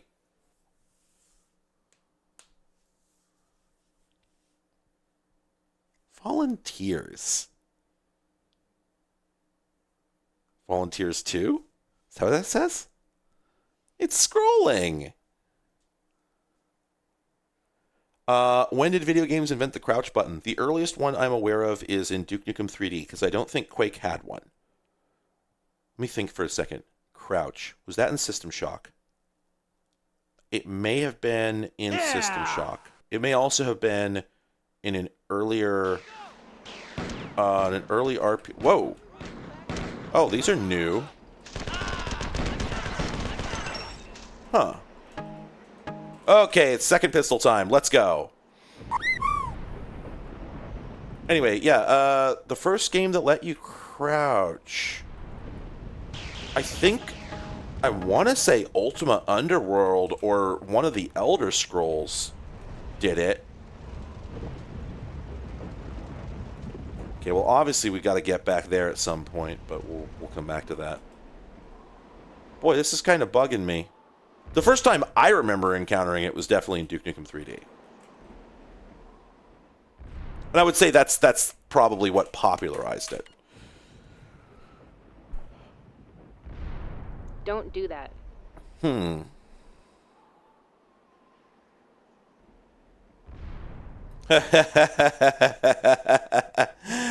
Okay, so let's see. If I'm following this correctly,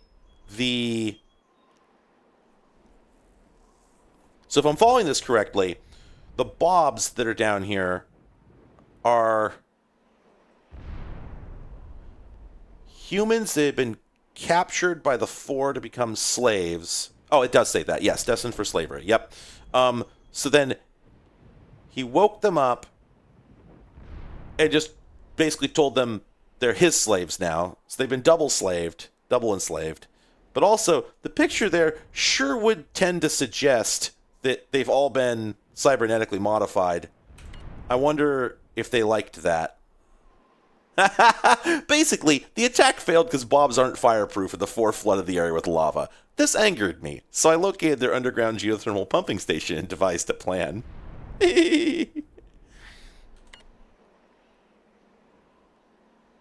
I smashed a hole in the roof of this complex by bombing it with a small asteroid. Excellent. Okay, thanks, Dindle. You seem saner. I don't know if I should be worried by that.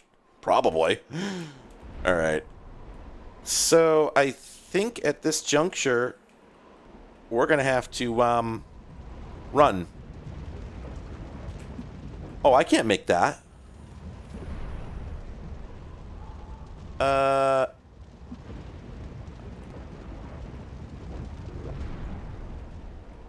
It's the only route out of here, right? Because I can't climb that that stair at the other end of the Oh, wait, here we go. Oh, pfft. I thought this was just yeah.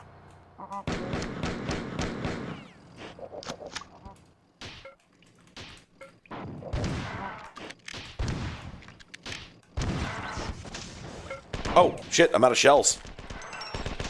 I did not expect that.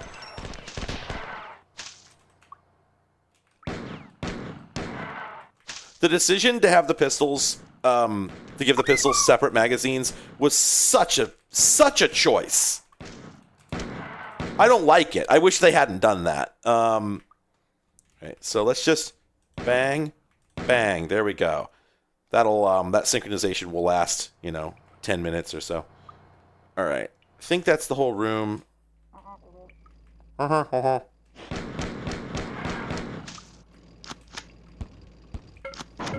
Holy shit. Okay. Yeah, that's not good enough. We need... Holy shit. Whoops.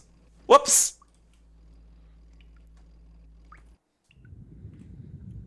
Okay. Alright, I think the quickest way out of here is actually to go back this way and take the stairs back up. Yeah. At least it wasn't too far from the end of the level, eh? Audio Jungle. Nothing else? Okay. Eh! I hit the button too quickly and I opened the terminal again before it could teleport me. Perimeter secured.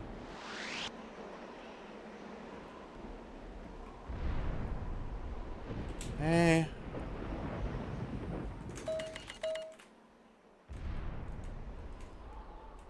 Okay, let's look at our... Okay, so we only have 6 rounds available for the shotgun, but we do have a load of grenades, so...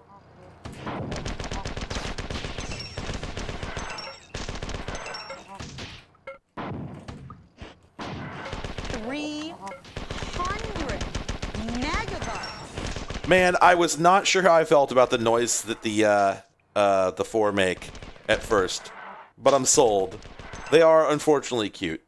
It's locked in and can't be changed.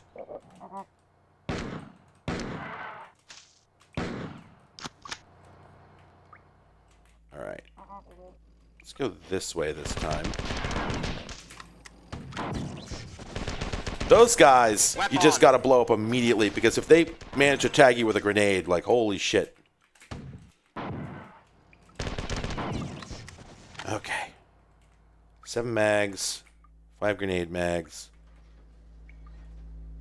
Slice the pie. Yeah, the ambient noises are, they're quite the enhancement. They add a lot to the game. Gotta admit.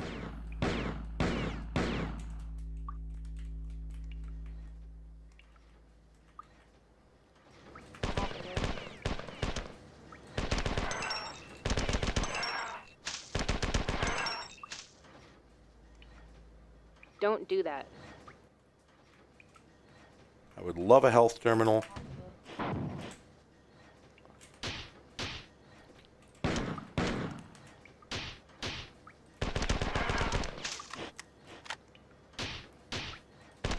But I would also love to get to the stage where they decide I'm supposed to have a shotgun, because shells for shotgun would be a tasty treat for me right now. Especially this low on health. Lordy. Oh, there's got to be a secret door over here, right? There has to be. Little secret door treat. Secret door treat. I mean, you hear all these noises. Little secret door treat just for me, right? No? No? Criminals.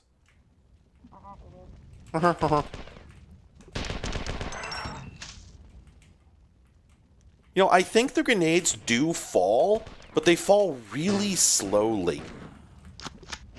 Nope, nope.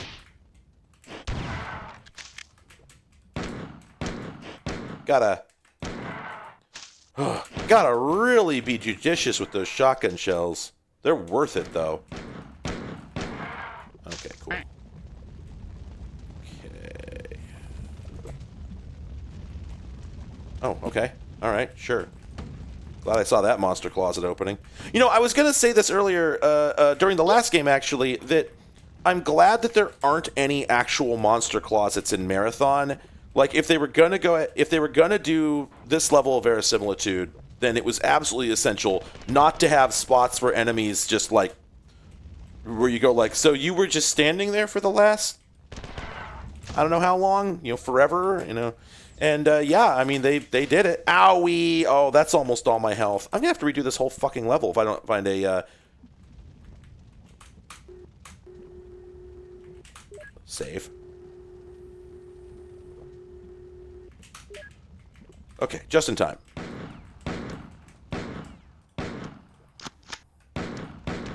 Wait. Where's my second pistol? Do I not have it anymore for some reason? Was that a temporary power up? Like, what the fuck? Weird. God, this is so much more information about oh.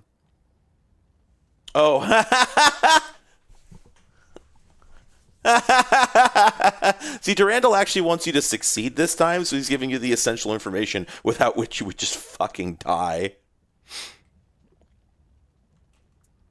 The XCOM beep. Oh, you're right. Yeah.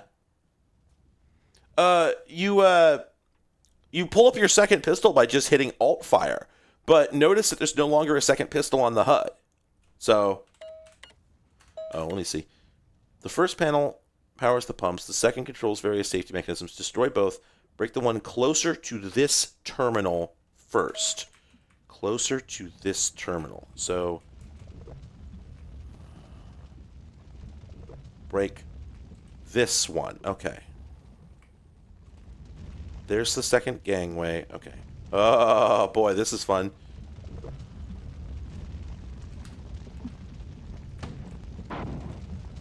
Oh, do you have to open it?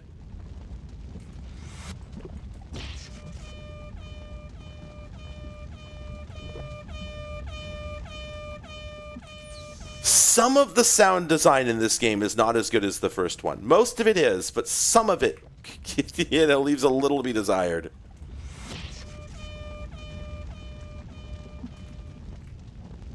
Owie, owie, owie, owie, owie, owie, owie. He was not kidding. Oh, keep going. Time bomb set. Get out fast. Oh, boy. That lava is coming.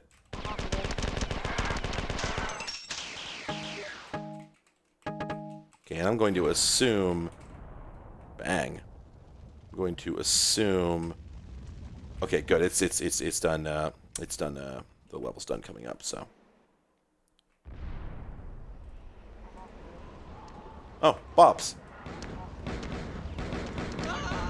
It's really funny that the Bobs are just less detestable in this game.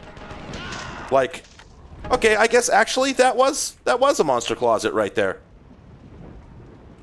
Get me out of here. Roop.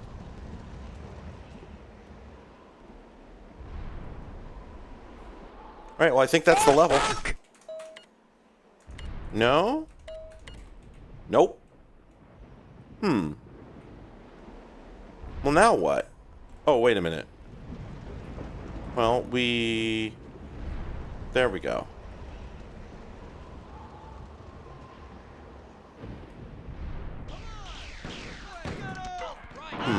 Do we need to do any of this?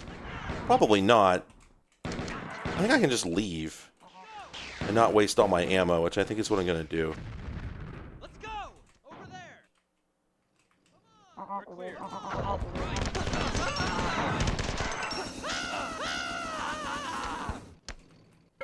Right. Well...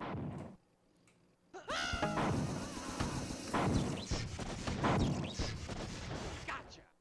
I probably could have skipped all this. Except... What's the route here? Or maybe this is it. Maybe I'm done now. There's a number of levels in Marathon 1, at least, where Goodbye. the win condition is just to explore the whole level, and once you've done that, you're done. Oh, no, there we go. Well, yeah, I mean, essentially that's what happened here, because... that passage was not open there until I went to those other areas, so...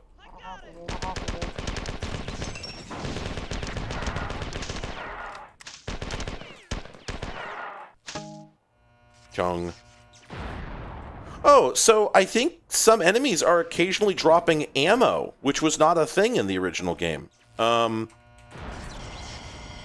air, save, health, save again, and now let's probably exit. Oh, so this is a boomer shooter. Finally. We found it. There we go. Jesus! This game really loves doing this! So I remember, I was talking about this last stream, that the reason that I bounced off of Marathon so many times is because I was always starting with Marathon 2, for some reason, and the very first thing it does is drop you into a live fire environment with enemies that can kill you before you have an opportunity to actually, you know, find out how to play the game or where you are or what's going on. And then there's like 3 different things you could do right off the bat. So it's just, it lacks the Ego Raptor Mega Man X voice tutorial section, right? And I think it's because they just assumed you had played the first game. I think it's because they guessed that not a single person who played this would not have played the first game. And so, much like Doom 2 and Super Mario Bros. 2 Japan, they just figured like, oh, well, whoever buys the next game is going to want a harder game. They're already going to be an expert on it. No, Marathon 1 drops you into a room with no active enemies in it, and then very slowly steps you up. So you encounter 1 or 2 guys, you know, but you have to actually go through a door to get to them. Yeah, these Bobs were fighting those guys and winning.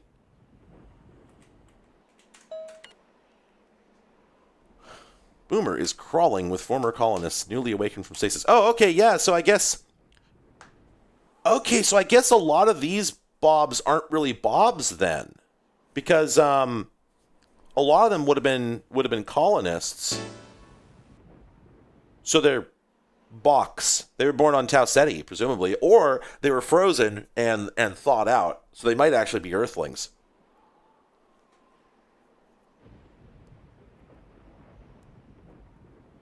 Anyway. warned Seoul of its impending invasion and even stayed long enough to show the UESG, I think he meant C there, how to build warp-capable fusion missiles. I feel some strange loyalty to humanity. Boy, Durandal's having problems. Also, I adore this DeviantArt ass art. It's so good. Enough. Your presence will make a fence. Interesting. Well, I'm sorry, Durandal. I will be exploring the entire facility. I'm a player, okay? Alright, well, anyway.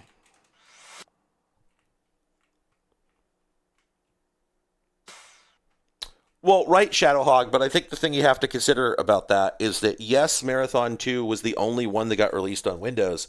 However, the people who made that decision were dumb shits. And releasing just the one game instead of both of them together was the stupidest decision possible.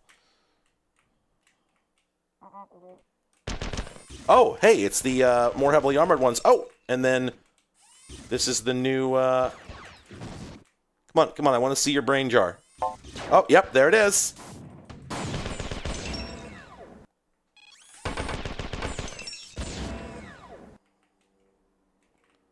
Boy, these sound effects. All right, so...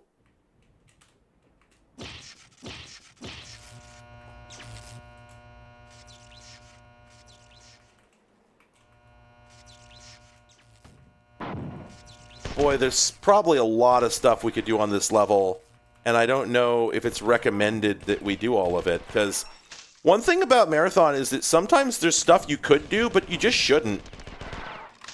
It's one of the first games I've ever encountered where there's just optional content where, like, yeah, you could fight these guys, but you're just going to waste ammo for no reason, you know? Okay, so we done goofed.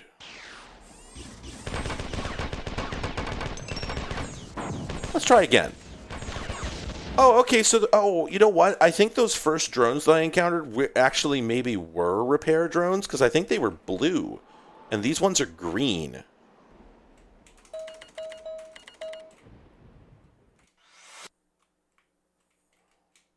I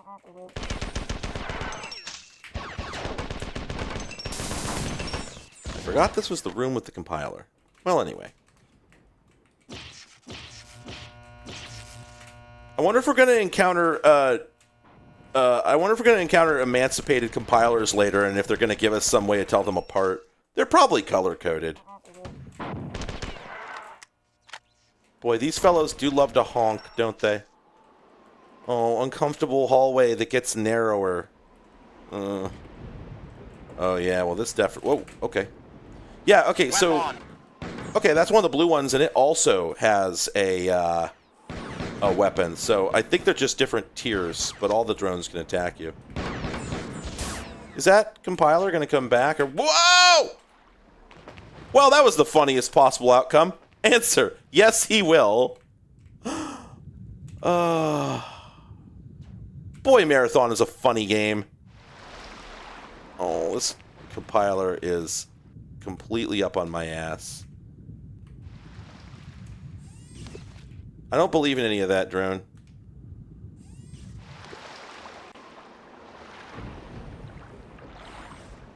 Okay, well, we're definitely off the beaten path, I'll tell you that much. Whether this is a problem, I don't know.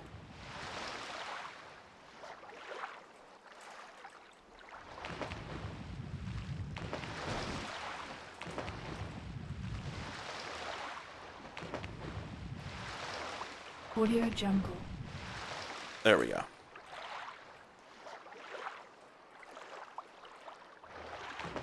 Okay, so there's more 4 down here. I think they kited. I love that when the door passes through water, it makes the splish noise. Like, they didn't need to do that. And that was, you know, not the hardest thing in the world to code, but they just didn't need to do it. Such a nice little touch.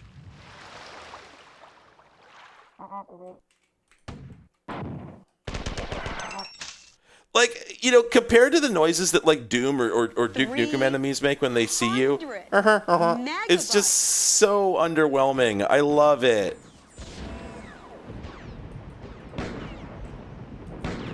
Damn it.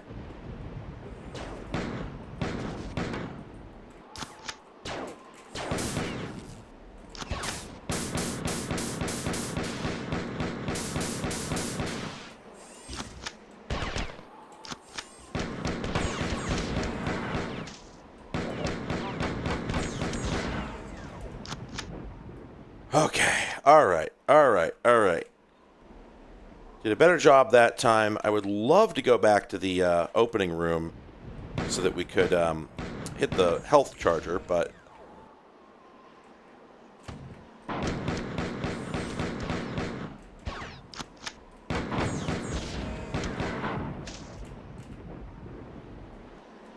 Man, the dual pistols don't really feel like a consolation prize, you know?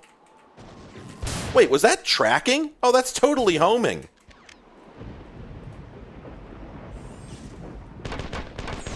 Ow! Speaking of which, boy, I would love to get back to that health terminal. I wonder how we do that. Well, someone's shooting at me. Oh boy. This is not what Durandal wanted me to do. Oh, the fucking homing shots are a real motherfucker. Nope, that one's locked. Am I getting trolled? Probably.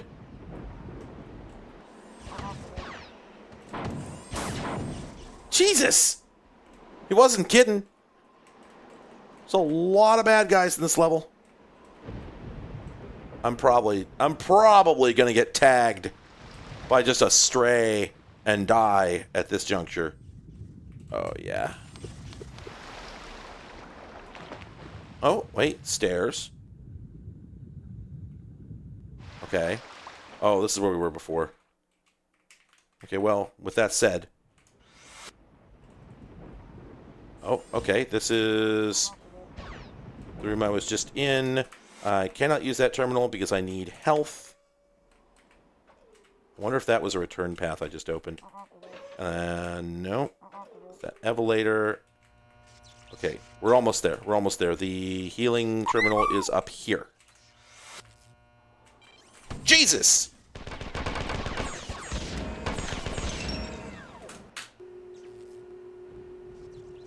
Oh, wowie. Whew. Okay, so it's just yeah. Go up through that room. So he's saying it's real simple. Let's do this. I think I took a wrong turn there. I think I was just supposed to go this way. Yeah, because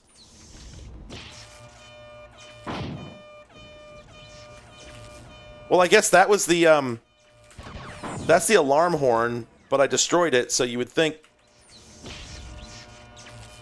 Oh, there's another one. Okay, so... Do we think that's it? Do we think that's the whole level? And I could have just done those two things and then just bailed? I think that. So let's just go back and talk to Dindal.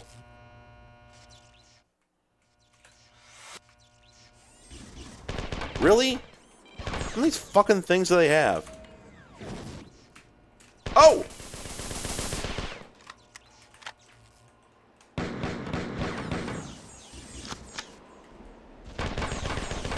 I want to read this fucking terminal. I aggroed everything in the whole fucking level, apparently. I'm gonna be out of ammo by the time I'm done here. In fact, yeah. Well, maybe I'll get an ammo dump, as they often do. Jesus! 3. Well, at least we have 30 fucking Magnum mags, so... Did I mention this, by the way? I realized late in Marathon 1 that the guns are not hit scan. That they actually fire, Weapon!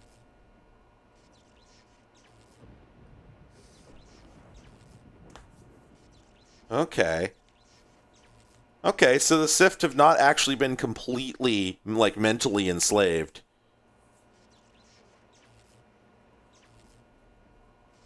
Okay.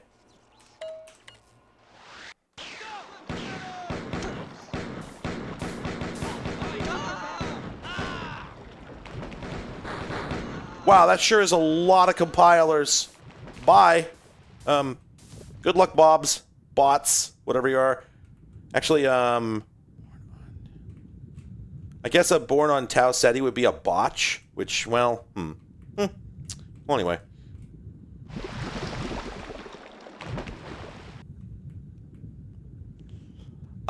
Yeah, I don't think any of the weapons are hit scan. I think they're all firing projectiles. Certainly the pistol, you can actually see when you fire it that there's a good, like if I fired at that wall, there'd be a good second delay before it hit, which is, you know, maybe a little unrealistic, but like, what can you do? Oh, it's a new enemy up there. Can't wait to fight them, but this is not where I'm supposed to be, so. I wonder how the Bobs are doing. Oh, I guess I don't necessarily want to be underwater all this time because I'm draining my oxygen, now that I think about it. Boy, that's a strange mechanic. But it means we have to listen to these damn water noises over and over. Well, they killed some of them.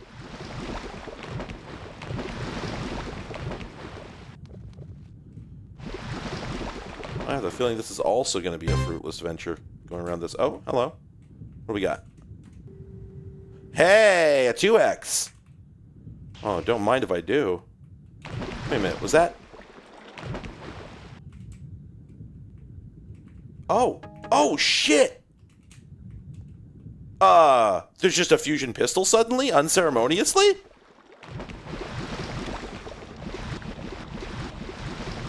Well, that was really cool. Alright, well, it's fucking fusion pistol time. But I don't want to use it, so I don't want to blow it all on those guys, so I'm still just going to keep booking. Of course, they're probably all going to kite.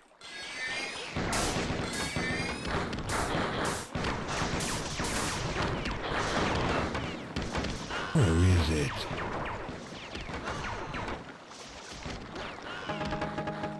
Finally.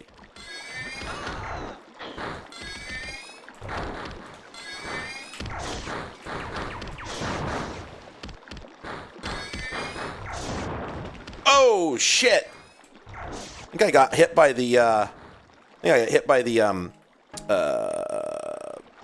something. Some side effect of the fusion pistol there. Maybe I was too close to the damn water.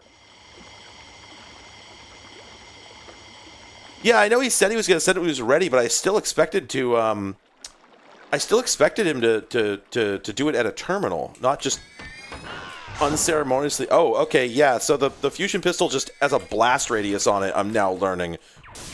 Okay, so in close encounters, you don't necessarily want to use it. Now I'm learning this. I wonder if, I'm guessing the next terminal is going to be Durandal talking about, like, okay, so, alright, so this new fusion pistol, so it's not perfect, alright, but, well, anyway. Okay, I'm going to go back to the 2X health charger. Holy shit! Whew. It's really funny that the grenade launcher is safer to use up close to the damn fusion pistol. Of course, maybe that was just the overcharge. I think it was just the overcharge. So probably a normal, what was that? Probably normal attacks are safe enough, so I'll have to keep that in mind. Yeah, the fusion pistol is very much... I feel like the fusion pistol, if there's any element of the original Marathon that really made them go, we can jump off from here to make the new aesthetic and have it be in some way continuous. I feel like that's the one thing that really counts. Oh,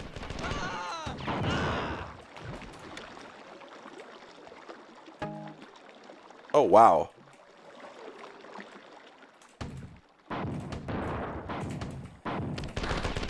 Oh, we are actually completely out of bullets for the assault rifle.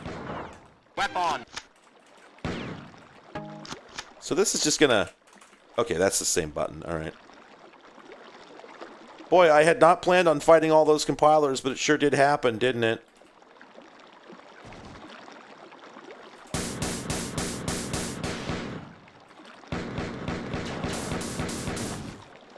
Man, sometimes just the way that the aiming works on the guns is unexpected. A part of me is tempted to go into the menu and turn on the there's a crosshair feature they added in Aleph 1. I'm tempted to turn it on because, like, come on, you know, I'm definitely not playing a perfectly authentic version of the original game anyway. Oh, hey, save terminal. Didn't even notice that. You know, because this mouse aiming is better than what it originally would have had, and you know, it's widescreen and that sort of. So, like, why not, right? Why not go a little further and get a crosshair? I almost feel though like I would just find out that oh, I wonder what that was. Oh, fusion batteries, cool. I almost feel like I would find out though that the crosshair just isn't actually accurate. That the guns don't fire at the center of the screen, because that's what it feels like. Like, I'm pretty good at no scoping, and I'm surprised at how much I'm missing.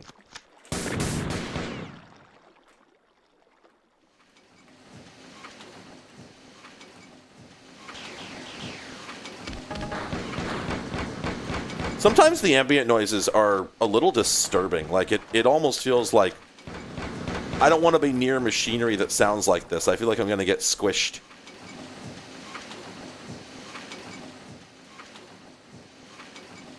Wow, all that, I managed to not take any damage at all.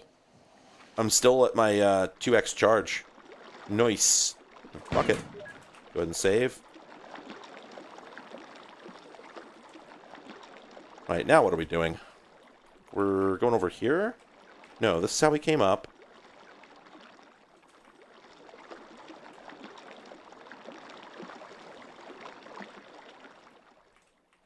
Here we go. This looks promising, or did we come through here before? We probably came through here before. Nope. Ow!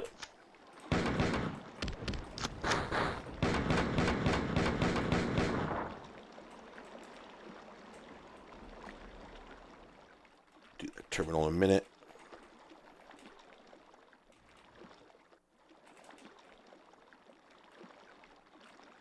Oh. Oh. Is this the bridge I think this is the bridge I used to cross the water earlier, but when it's up here, it lets you cross up here. That's cute. Okay, so let's go back to the terminal then. Okay, so it's been 200 years ago. It's been 200 years since the initial trip. You don't think I'm sarcastic, do you? Okay, so Tycho has been captured by the Four.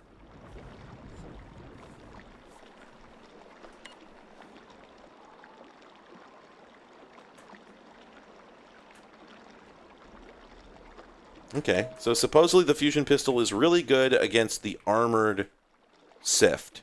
We'll have to keep that in mind. So that's on what? 3? Okay, that's 3.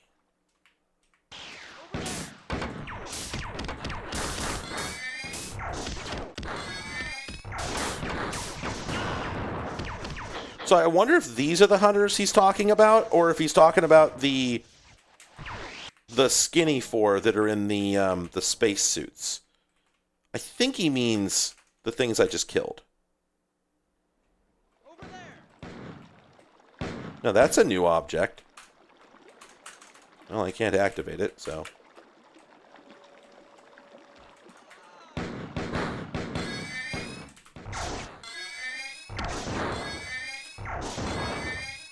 Oops. My understanding is that this is the game where they introduced the overcharge damage mechanic, so I really don't want to walk around with it charged up like I kept doing in the first game. So it sucks when you charge it and then you have nowhere to use it. All dressed up, nowhere to go.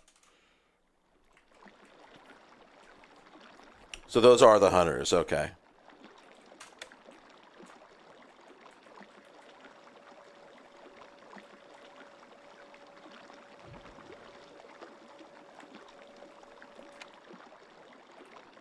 Okay, I was curious if there was going to be some sort of cinematic here, but I guess not. Oh. That's quite the icon they got there. Oh, wait.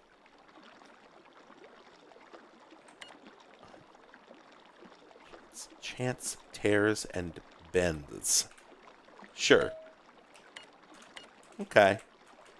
Well, I wonder if that's Tycho. Or if that's a ancient Sift AI that's just been chilling here all this time. That would be interesting. See, the cool thing is, I have read a synopsis of the Marathon story before and completely forgotten all of it. It's really convenient, because I know little bits and pieces of what's going to happen. But by and large, I can't remember what the story is. So this is all fresh to me, which is terrific. Boy, this is a good game. Man, as I'm playing this, I'm just once again struck by, like, I wish I had had the taste. I wish I had had the patience to, let me think for a second. Where was that save terminal? Nowhere nearby, I don't think. I wish I had the patience to actually experience this properly when I was a kid, because I think it would have blown my mind if I had paid attention. But, I'm just imagining what it must have been like to experience this in 1995. There was really nothing like it.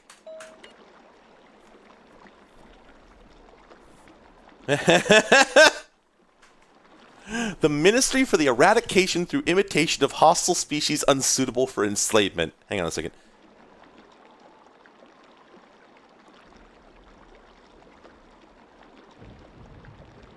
I don't think that's a joke.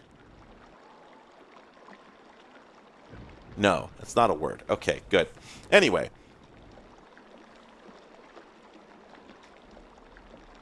Right, yeah. This terminal is here solely as a joke for people who played the first game. This is the point where they they just went, okay, anybody still playing at this point is a diehard fan. Time to teleport. God, they always wanted to make Halo, just from the get-go. It's really amazing that when they finally got the chance to make Halo, they just fucked it up at every turn. Boy, I was quick on the trigger of that one.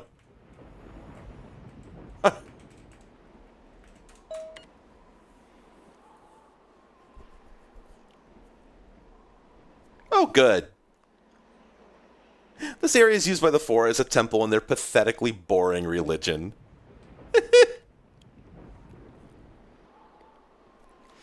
I will teleport the virus package onto the main altar in the temple. You will retrieve the instrument of their demise and insert it into the underwater control panel.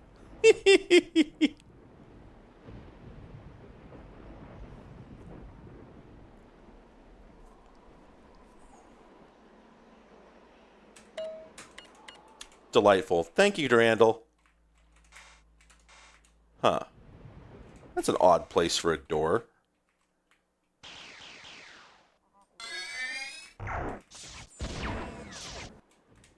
Okay, what are we doing?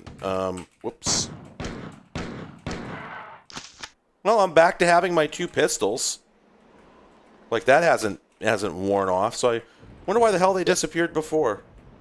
Strange. Alright, well, these doors are also locked. Let's get a checker on the other side.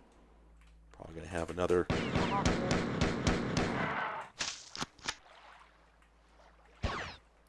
This is sort of making me want to play Dark Forces, which is like the closest equivalent available for any platform, but particularly for the PC. But it also came out in 1995, I believe. Shit, is that true? Shit, is that that's true, right? I don't think Dark Forces was any later than that. That's recontextualizing a few things now that I think about it, because Dark Forces was, oh, Dark Forces. What a video game. That's really a topic for me. Weapon. I was absolutely transfixed by that game conceptually. But I'm going to have to play through it on stream so that I can comment on it, because, man, they made some choices in that game that were, as usual, products of their time. But, I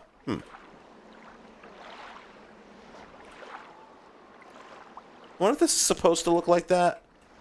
It's probably going to be a stair builder. It's probably going to, those sections are probably going to rise up. Whoa! Well, that was a bug. That thing wasn't supposed to be there. Anyway, so Dark Forces, for anyone who's not aware, was the highly ambitious Star Wars... oh, this is a return path. Okay. Highly ambitious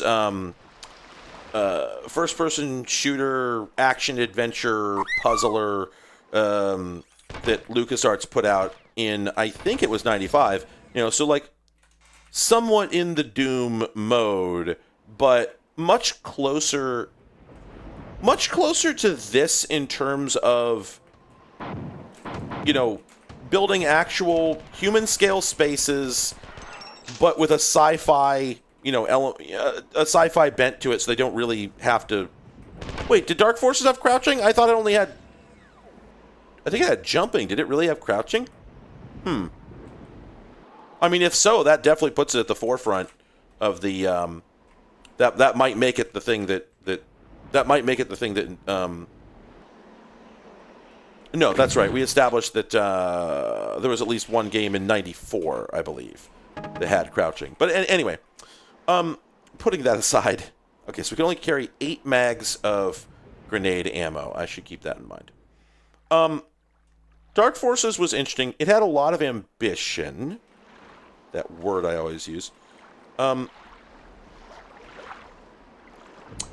what it suffered from, if we have to say it suffered from something, was a tendency to... a tendency to make spaces that were not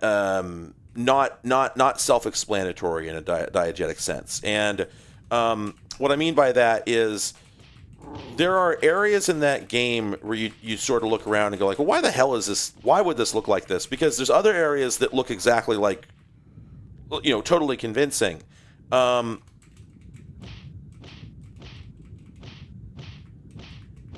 feel like I should be able to break this thing. Like, why else would it be here? But I guess not. Anyway, there's other areas that feel totally convincing, and then you'll just be in a location and sort of find yourself going like, what is this? What are we doing here? What is this all about? And one of the examples that I'm always thinking about is that there's a number of areas where there's just great big gaping expanses of cement. Like just one single texture spread across acres and acres of in-game space, and you're just sort of sitting there going like, what is this? Why is this here? And come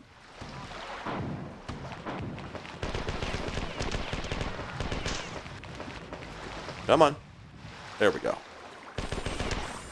So when I played that game back in the day, I remember having some kind of nihilistic thoughts induced by some of those inexplicable spaces, and so I've always sort of wanted to revisit it. Oh, you know what? This is on the critical path. This is where we were supposed to be. That's hilarious. At least I think so. Be sure. Shit.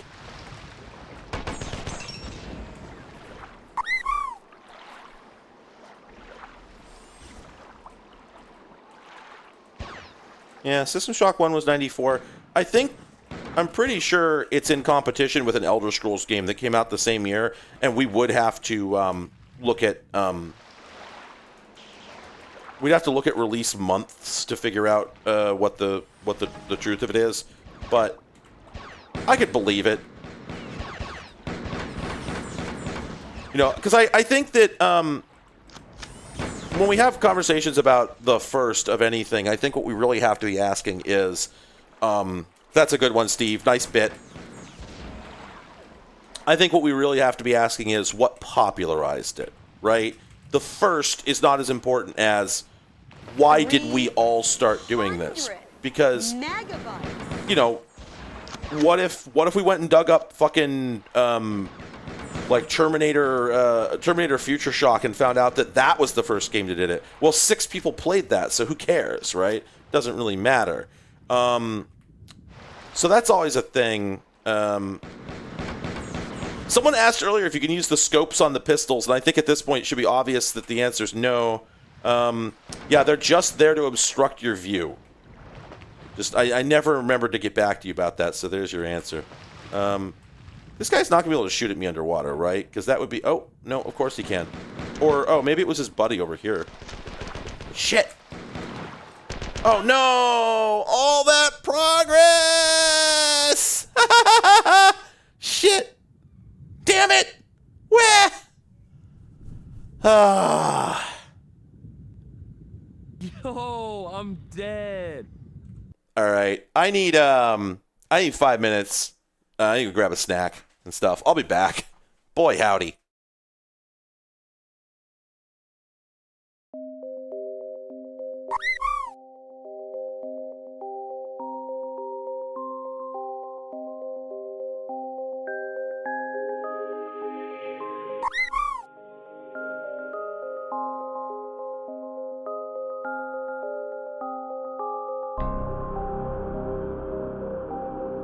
Weapon!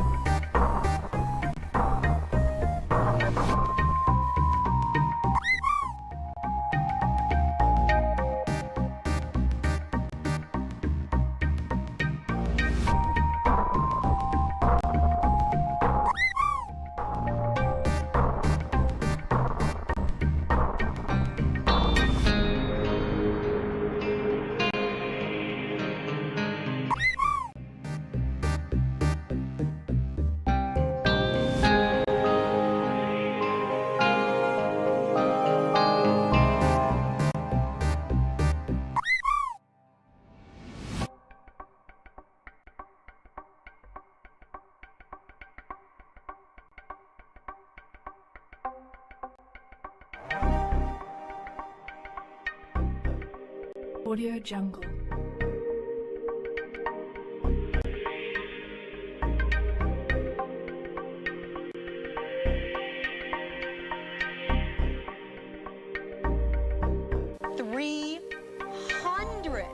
Megabytes.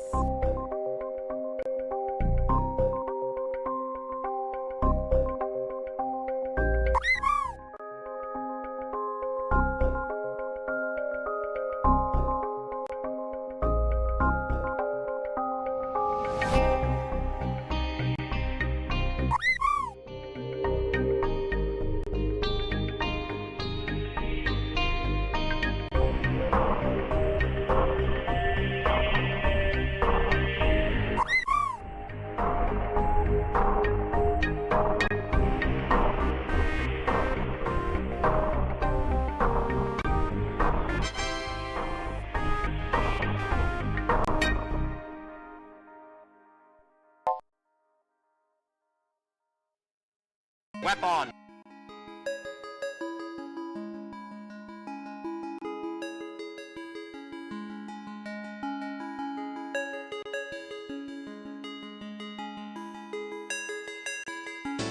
Goodbye.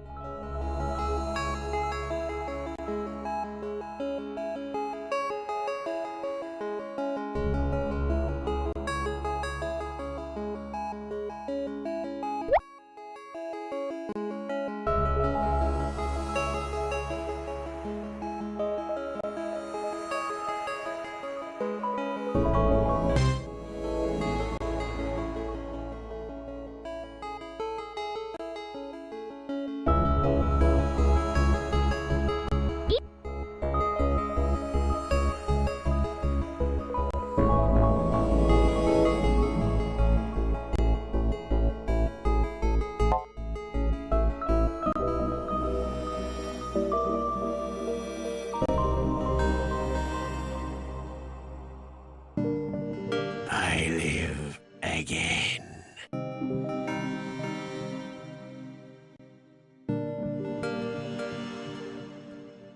Yeah!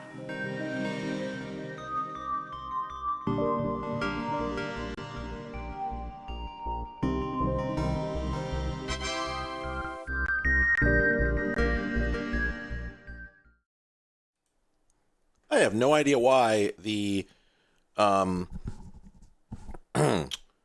pardon me. I mentioned earlier the audio ramping on pause in my foobar setup just was off or just wasn't doing anymore. And I just jumped into the settings and found out that it was just unchecked. But like that huh? Cuz I didn't do that. So what the fuck? I love to compute. Anyway. All right. Oh, we're not actually that far back. Okay. Whew. Well, that makes me feel a little better. Yeah. Really, it's just this area we have to redo. It's not that big a deal at all.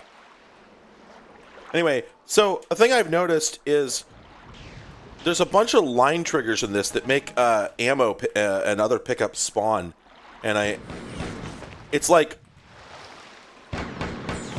it is a really interesting way of doing, I guess, like exploratory rewards in the game, because like Doom would basically punish you with line triggers by opening monster closets, right? But this, if you poke your nose into every single corner of a level, it'll just reward you with loads of extra ammo and whatnot. It is an intriguing feeling to get from a game of this era, I'll say. Oh, right. Okay, that's what we're doing. Run around. Bully him. And then waste 2 grenades. There we go. Whew. Yeah, the way this game decided to... the way Bungie decided to leverage the air control mechanic in this game for... okay, so this is a return path, right? Or... is this going to close?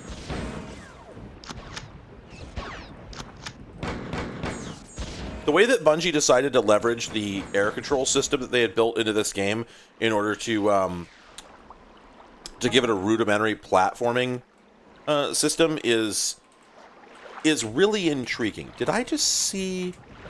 yes, this is an area I have not been.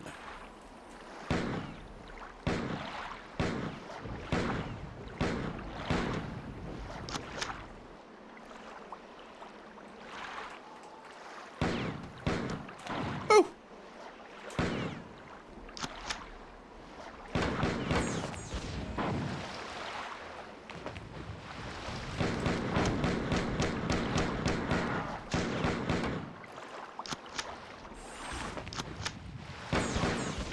Okay, there we go.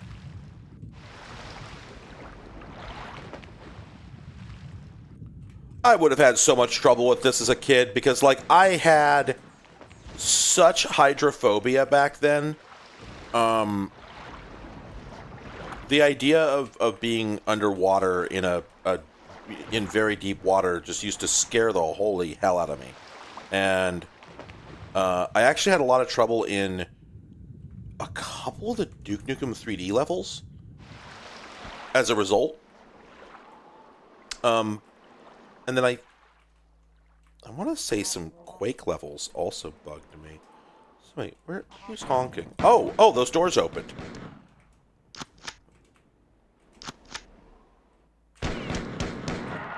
Before something stupid happens, I'm going to go ahead and save. There we go.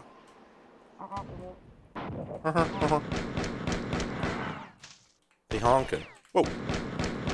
How did you miss? Ow.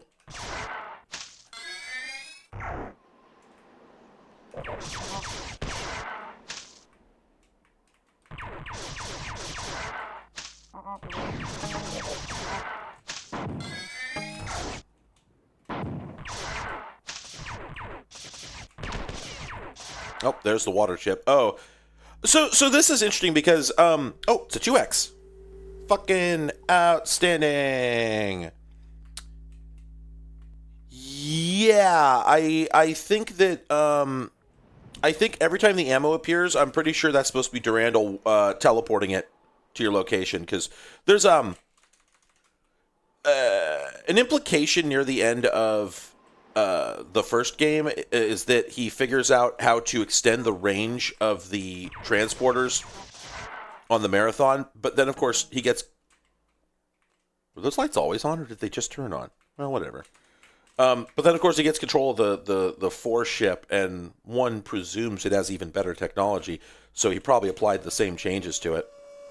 So yeah, he can do a lot with the teleporters, and I keep wondering if that's true, how much of what he's doing requires assistance from the 4 and humans and whatnot, and how much he could do by just manipulating stuff directly using the teleporters and like replication systems and whatnot. Because it is established in the first game that Leela has the ability to manufacture things on command using the ship's like universal constructor, but doesn't have the ability to send it anywhere that doesn't have like basically a dumbwaiter serving it, essentially. So what is going on with that other side there? Anyway, so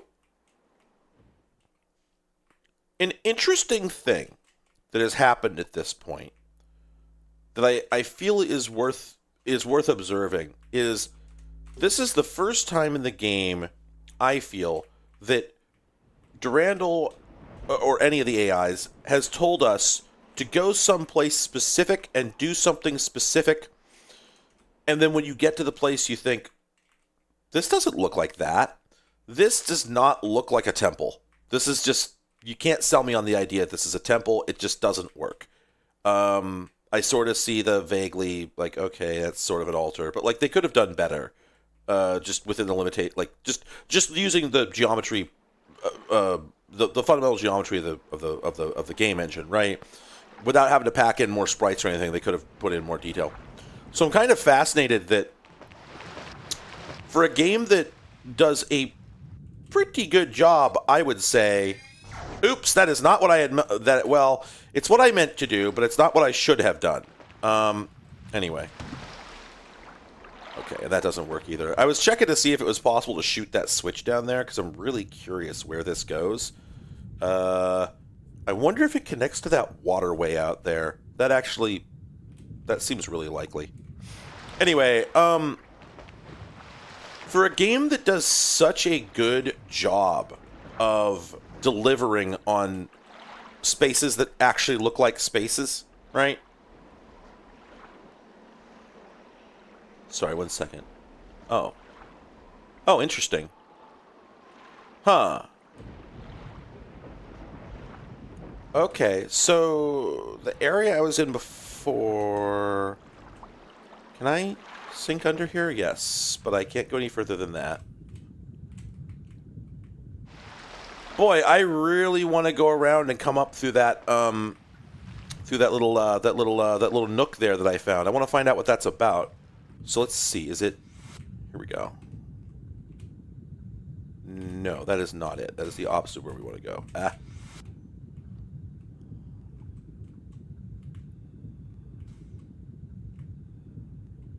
Good one, Steve. That's a good one.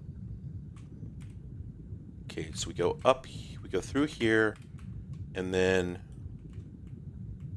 we follow the snail inwards. Surely this is going to get us something, right? Right? Here we go.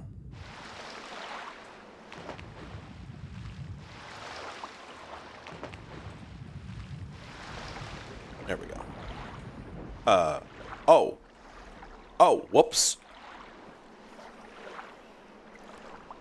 Oh, that's hilarious. I actually took the wrong path.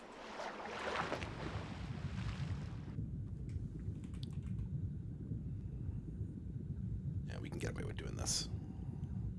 Feels extremely weird, but we know we cleared these areas out. So this.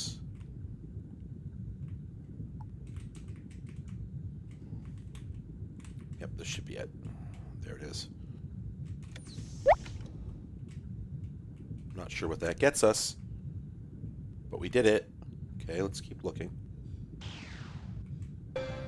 Oh. Oh! Shit!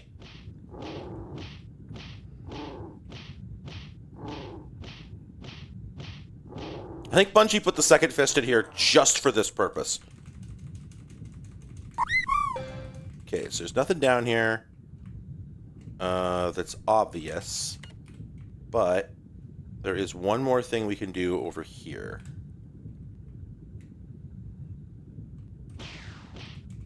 Okay. Oh, there's something over there. That's something we didn't have before. Oh, that's going to be like IR vision or something I don't really care about, isn't it? Oh, no, it's a health overcharge. Oh, well, I definitely don't care about that. Oh, it's like a panacea kit, because it did everything. I've got full oxygen now, too. Huh. That's intriguing. Well, anyway, let's get back to the stage of history here.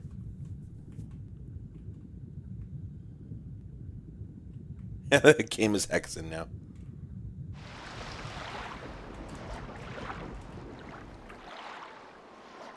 Okay, I am pretty convinced that we have not done what Durandal wanted us to do yet. Durandal does what Nintendo don't. But we're gonna go back and talk to him real quick. Nope. Okay. Oh, so it's an underwater control panel. Okay. Wait. There it is. Okay, so from the altar,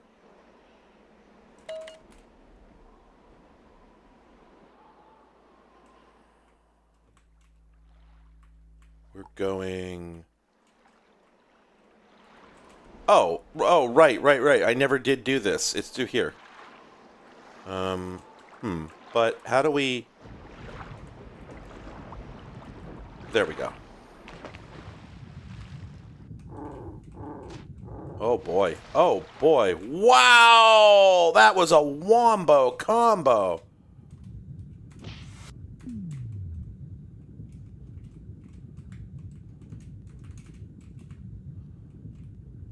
Alright, yeah, that's it. That was it. That's all we had to do.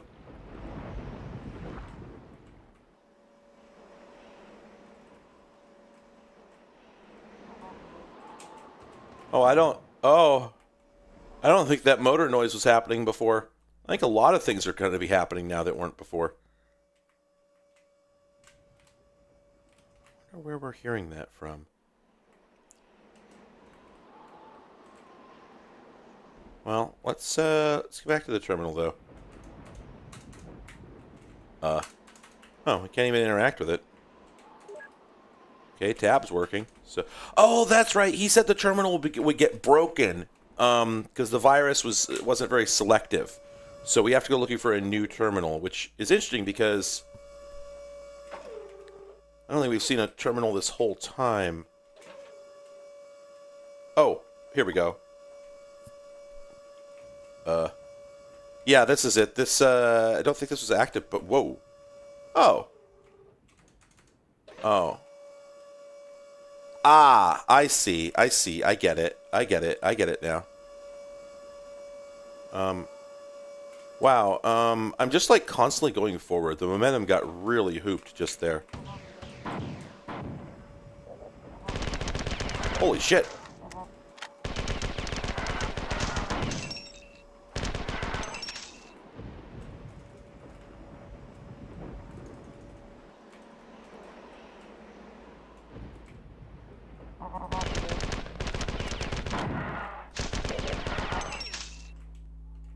The hum. Ugh. Okay.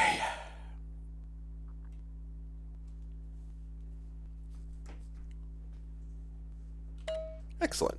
1 second, I gotta check a message.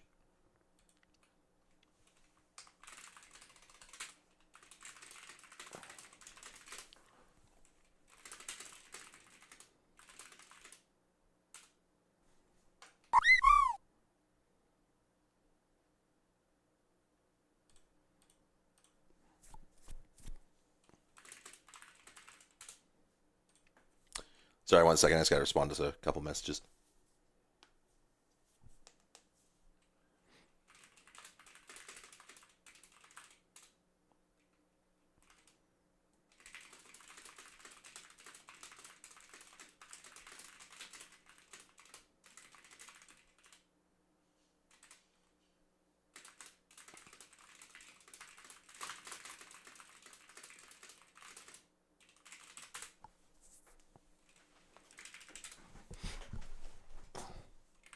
Sorry, just a minute.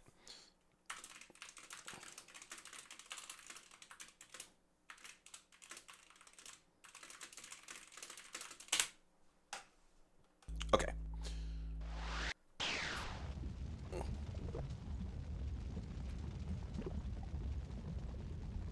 Okay, those are corpses. For a second, I thought I saw a shotgun down there, and I was about to get excited. I see some more shit I can break. At least it looks that way. Where is it? Oh yeah, that did indeed break it. You know what? Maybe I shouldn't have done that. Well, we'll be fine, I'm sure. Whoa, whoa! Was that one of those drones?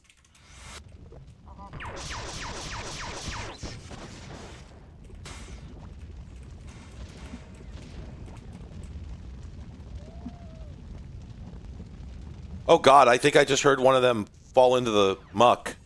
Or fall into the lava and scream. I didn't like the dying of fire sound in the first game. So I doubt I'm gonna like it in this one either. Okay, so okay, that's some more lava. That other door wouldn't open. I wonder if I am supposed to do that. Does seem that way, yes.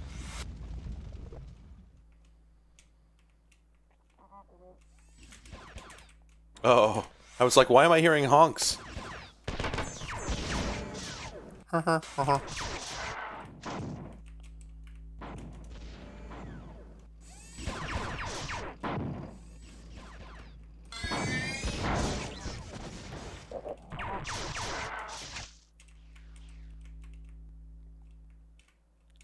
Oh, there we go. Ah, I love the idea of just teleporting in ammo. It's so cool.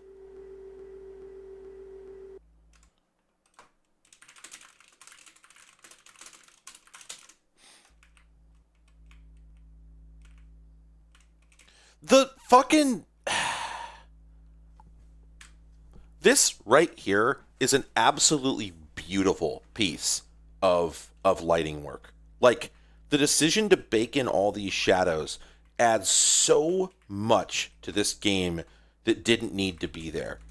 I'm fucked. I have to admit, I am a diehard marathon truther at this point. Did I go the wrong way? I don't remember these. Wait. These doors always here? Did I just completely miss them the first time around? I must have. Oh, wow. Yeah, everybody slept on Marathon. Marathon is so fucking cool. If we want to use the term boomer shooter, of those, this is hands down the coolest one, which is not to say there isn't value to the others. Like, because of this, I am definitely now going to play through Duke Nukem 3D on stream, because I think once you see this, and then you go back and look at that, I'm not going to say there was inspiration, but you could definitely see stuff that I think once you realize how rare it was in the day, the fact that they bothered to do it in that game and really leveraged it really effectively, in my opinion, kind of hits different. What I will say, though, is I feel like one of the things this game... Okay, this is a blessing and a curse, all right? That looks like a pickup over in the corner, but I'm going to search a little bit more first before I make any decisions. Anyway, I can totally make it over there.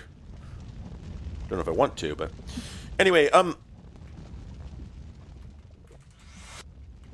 this is a good and a bad thing, but Marathon has very confusing levels. I mean, as you've seen, right? Like, I've done no small amount of going in circles, and I think that's why a lot of people bounced off of it. Okay, so I guess that's that whole room, right? Wait a minute. What is that area outside the map there? Oh, that's the raised walkway. Okay, cool. Marathon has a lot of very confusing areas where you can't exactly tell where the hell you are. And as I've said several times, a lot of the way that I played this amounts to your basic maze running algorithm of put your left finger on the wall and never let go. Because if you're exploring a proper maze... Sorry, can I make it over there? I can totally make it over there. Or we're going to learn a very important lesson. Oh, shit! Okay. Well, we learned several lessons. I think I accidentally hit spacebar is why I started firing right there. Because I was panicking. I didn't know the lava had depth to it.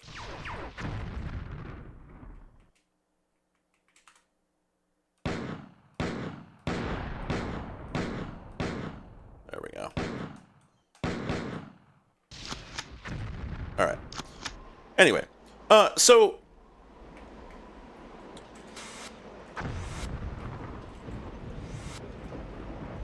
a lot of the areas of this are kind of baffling. They're really tough to remember where the hell you are and where you've been and whatnot. Wait, are the bots fighting each other?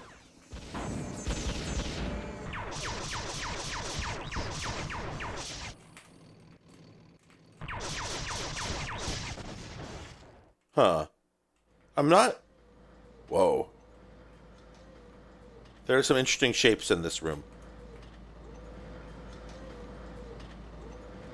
Huh, I wonder what this is supposed to represent. Oh, there's something up there. There's like a switch. Oh, okay. I bet I'm going to do something that's going to make these all sort themselves out, and then I'll be able to climb on them. Okay, well, anyway. Shit. I'll have to come back to this. Oh. That's the sound of a door you can't activate, so yeah, there's something going on here. Okay. Basically what I'm driving at is that Marathon has a kind of open world vibe to it that was not common in this era. And so you've got to give it props for that, right? You have to respect that. Not that there weren't other games that did that. I mean, there certainly were quite a few. I mean, again, if we go back and play like Duke Nukem 3D, the bank level, for instance, which I think is like level 4 or 5, something like that, is a... sorry, bud. Like the bank level, I think, is really...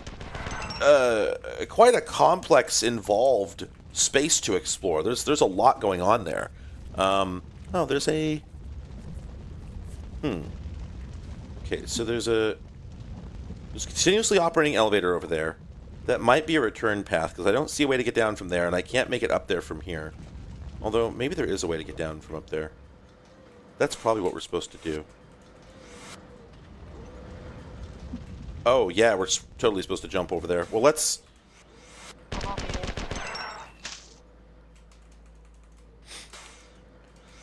Anyway, not that, not to say that every early first-person shooter wasn't supposed to be a, basically a maze game. That's fundamentally what you're doing in these, is running a labyrinth, right? So that's no shocker. But this one, I guess the way I'd put it is that it feels... Oh, I just realized what was happening right at the very end. This one feels more than any other that I've played like the reason the place you're exploring is confusing is because it's a real place. Oh wow, there is something. Oh, there is something on top of that pillar there. Like a rainbowy, shimmery static artifact that I want.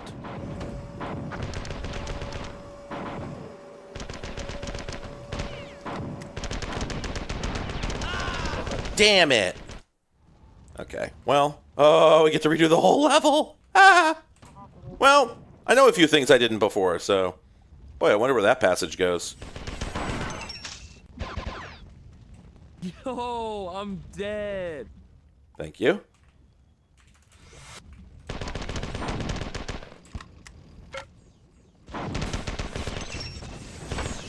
A thing I think I'm realizing is that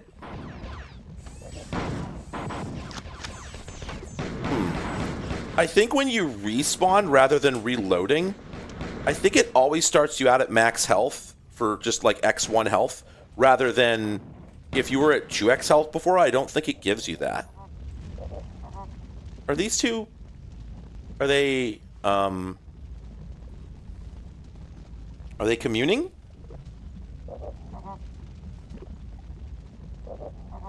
Okay. I feel like I should give them...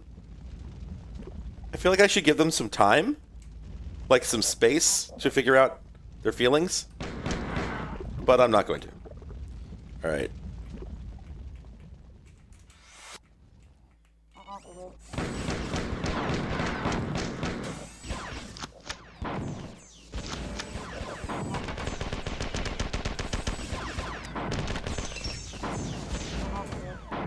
Okay, that's where the health charger is.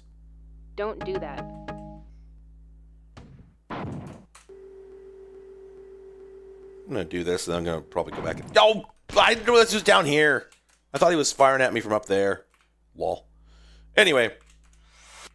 But yeah, I feel like the maziness of this game has a very different character to that of a lot of other early shooters, in which it felt like it was a maze for a maze's sake, like Doom, because it was not a human scale environment. It was one that existed for the sake of being a labyrinth, right? There were occasional nods towards the idea of this being a place once inhabited by a civilized species, but by and large, what you were seeing was,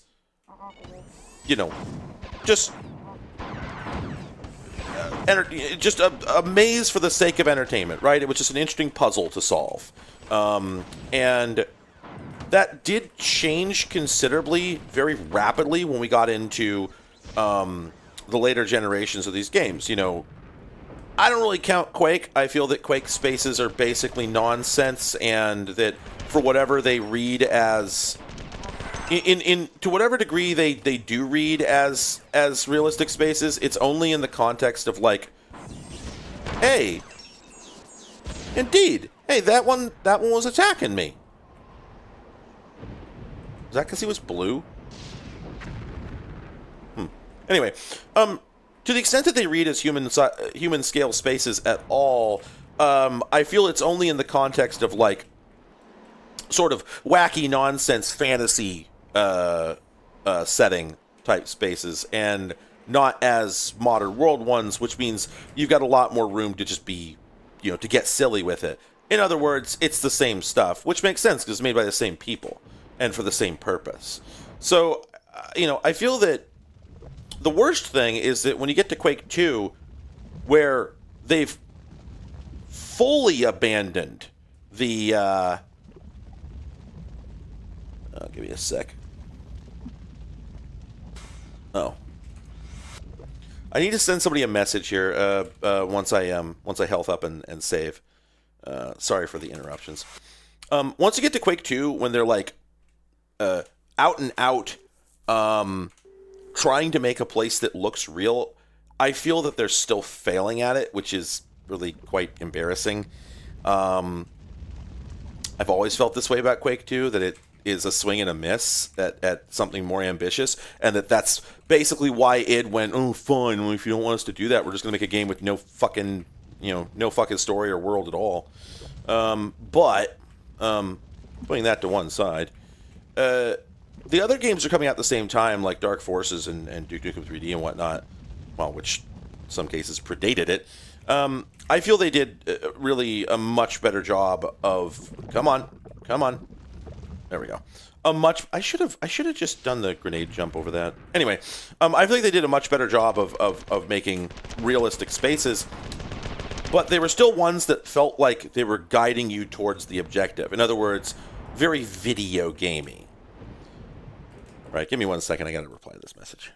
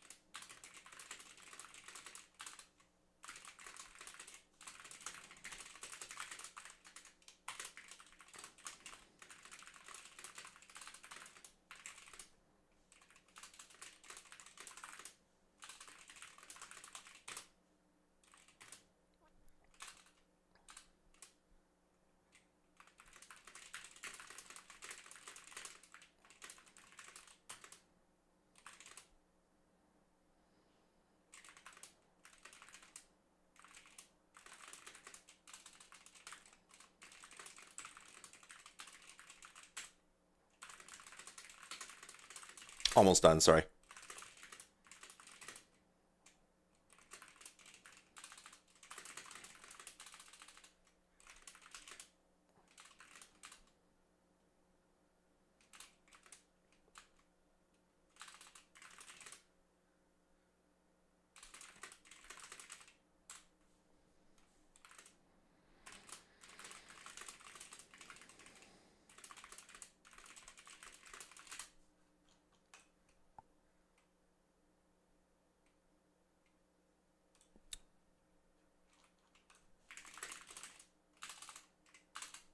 Okay.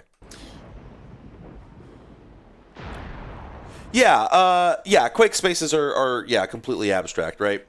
So they don't really count. Yeah, I think in terms of just verisimilitude, that I think this game does it better than really anything of the era. And so when it fails, when it fails to sell a space as a real space, it feels a little surprising, a little galling. You know, you're kind of like, oh, wait a minute. You know, you were doing so well.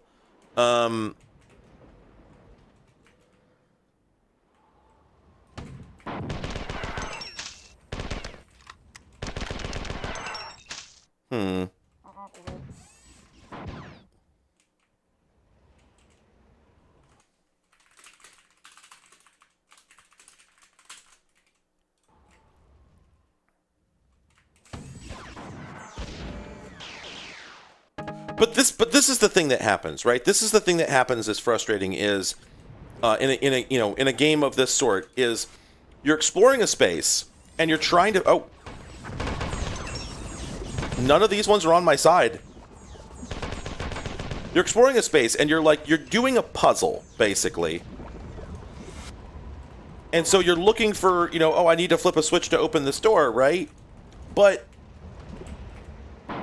you go through a door to see if the switch is behind it. It isn't, but there's a hallway, and then there's another hallway, and then there's another hallway, and you're getting further and further and further away from the thing you were trying to do, and in an objective-based game, that can be a real motherfucker.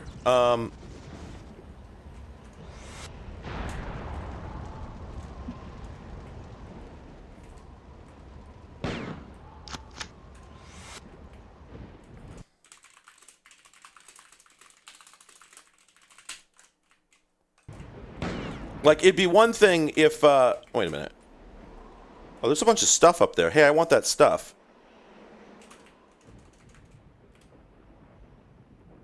I wonder how we get that stuff.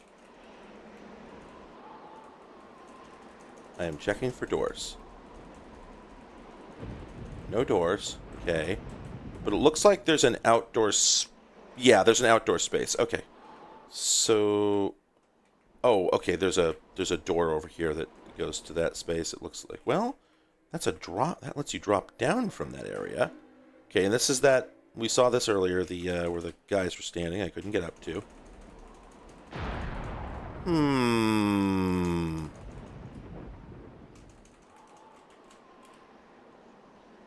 Huh. I wonder if this is a situation where I have to go flip a switch somewhere else. Because it looks like there's a bunch of shotgun shells up there, which I would dearly love to have.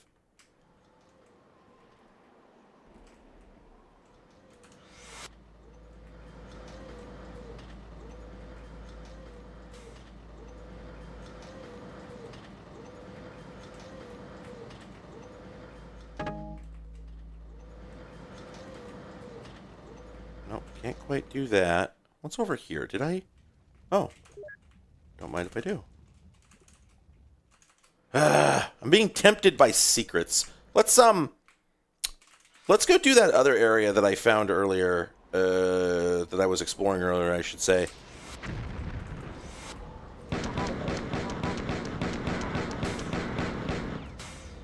Oops.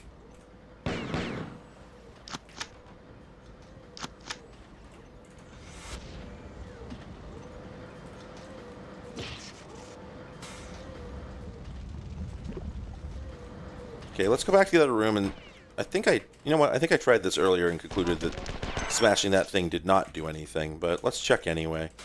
I wonder what this room is for. Yeah.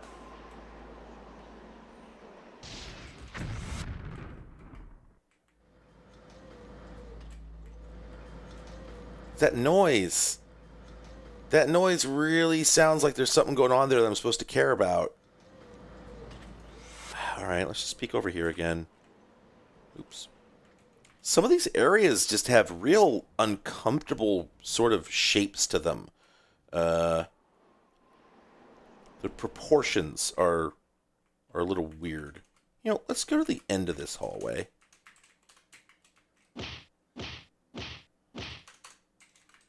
Nothing. Okay, there's the health supercharger. You know, I'm going to go ahead and use that.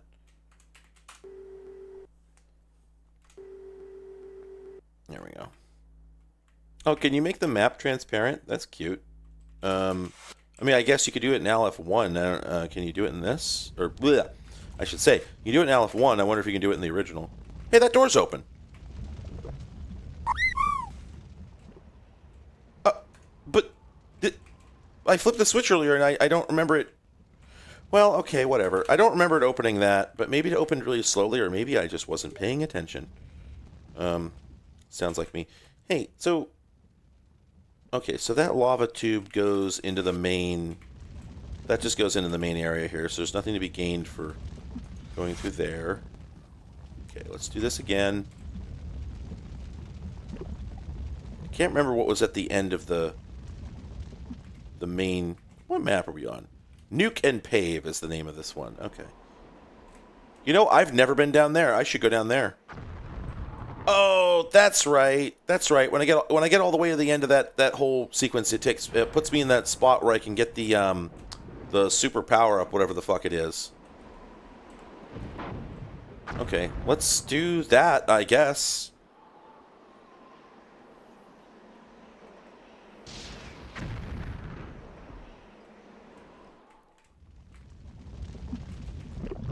I should have done the... Oh, come on.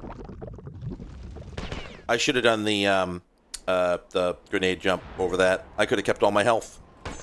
Sorry, bud. Didn't know it was you. Okay, so we do this thing. And we go down here. Okay, this time let's not get squished by the door. Okay, let's explore all this. Not much to explore.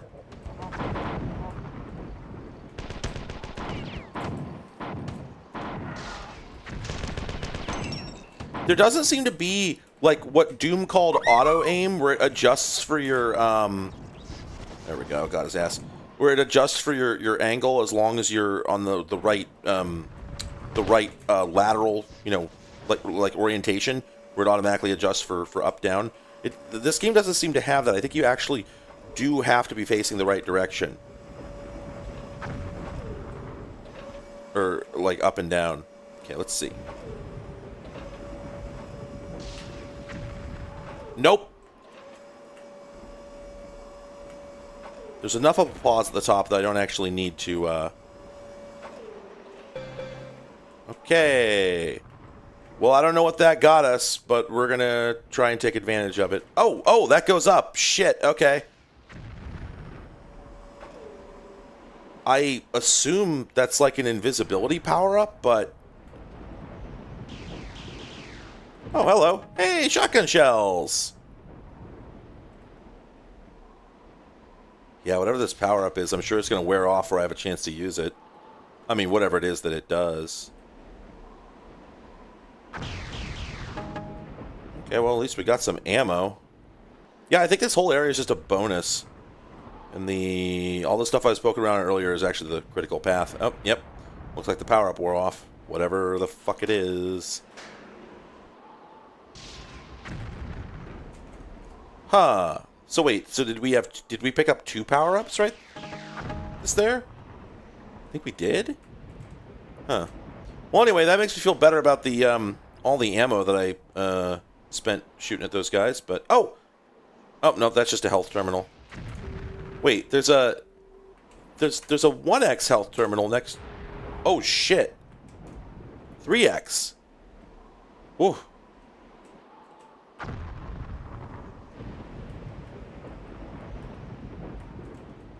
And then...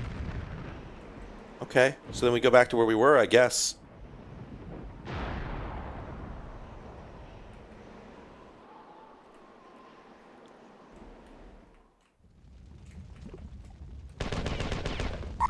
Damn it! Didn't quite work. Alright, so then...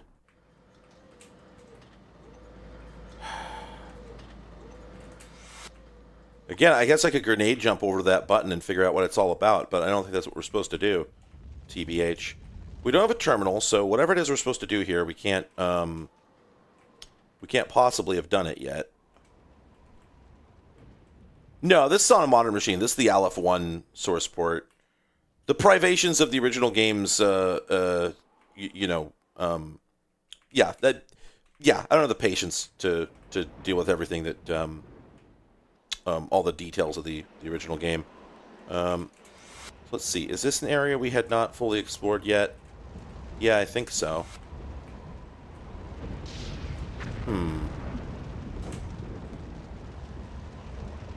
Well, short of a leap of faith, I can't see any...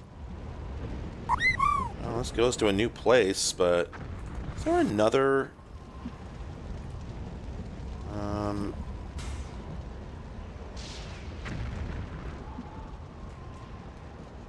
Yeah, I can't...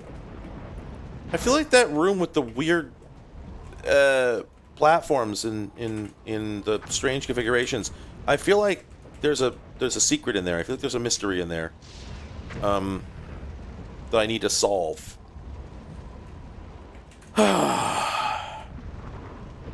This is... I feel like this is the first Marathon 2 level that is giving me the kind of trouble that I had with... Which one was it? The Marathon 1 level where there's the... Switch is visible. Nope. That Marathon 1 level with the... Oh, the one where they introduced the oxygen mechanic. Where I was just wandering around for just... It felt like hours. It wasn't really that long, but it felt like hours trying to figure out where the hell I was supposed to press a button. Wow, there is nothing left to do except... There's nothing left to do except to go take a flying leap into that lava. Which doesn't sound like a lot of fun.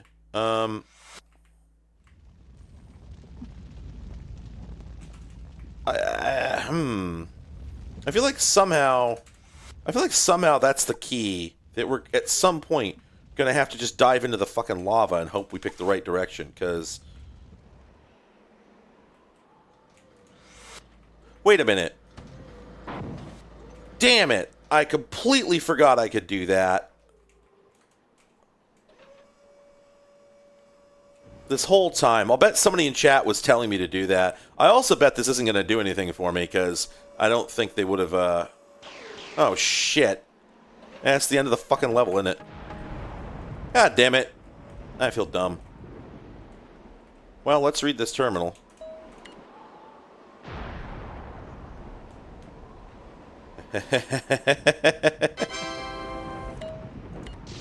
Yep. Damn it, I should have explored.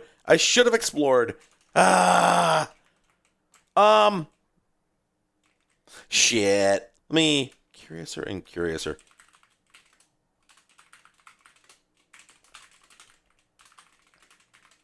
I'm just gonna check and see if I missed anything. Yeah, that was Nuke and Pave.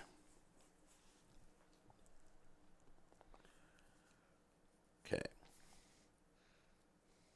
Okay, so the two power-ups that were up there were invincibility and invisibility, so I don't care about either of those. There are some optional areas in the northeast part of the level you can access via side passages in the exit terminal room. They connect to the beginning area of the level. I wonder if that's how you get back to the... Here, let me just check. Where's the exit? There's the end. And... where is the area with the...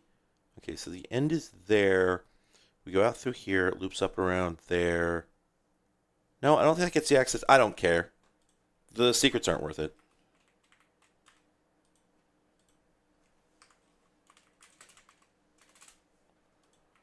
Okay.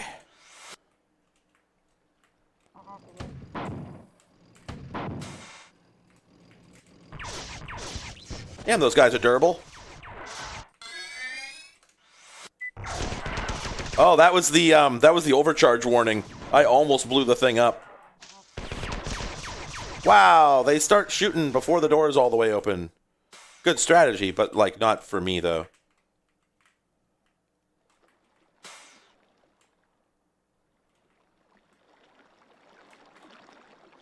Yeah, so the number of levels that just start out and like they don't funnel you in any way. They're just like, here you go. Here is 200 different directions you can go. Like, this was just not really a thing in Doom, right? Which I don't think is any kind of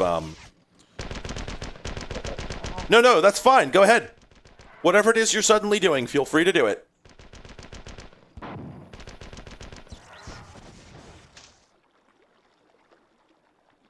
Really?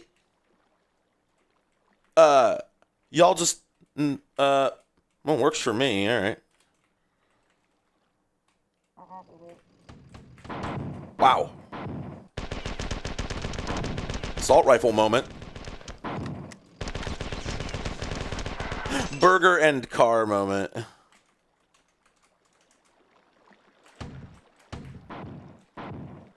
Damn it.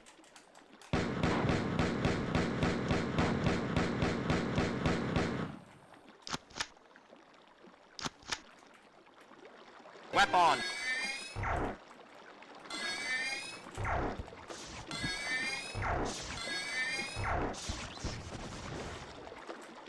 Okay. Oh yeah, I actually picked up some shotgun shells in the last level. I forgot. I should keep those in mind in case things get hot. Oh. Can we go down here? Or... Nope. Thank you. Thank you for the shotgun. And what do we got going on over here? Oh. Monsters infighting. Good. Oh. Okay, so...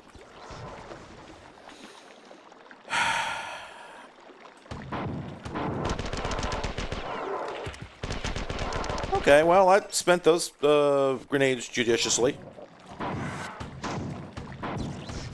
Yeah!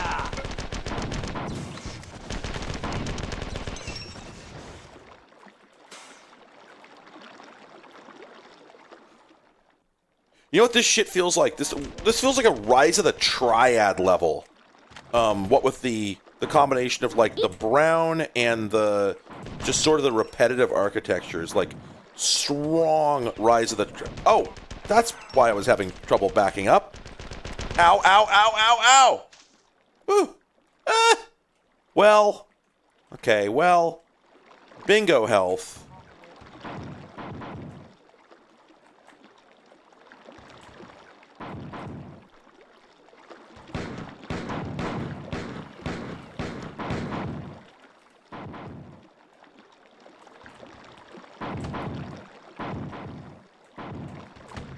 Come on! Okay, and now having done that...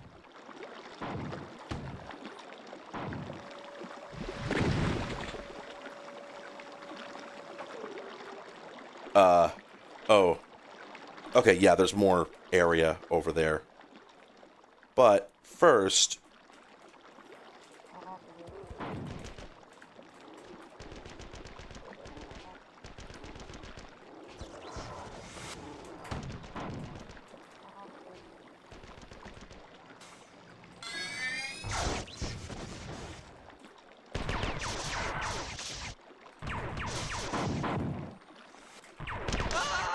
Damn it! Ah. Okay, Rise of the Triad is not a good game. It is a kind of interesting game, but I wouldn't call it a good one. Okay, I need to take another break for a minute to check on a couple things. I will be right back, and I may continue playing, or I may wrap up for the night. I'm not sure yet. BRB.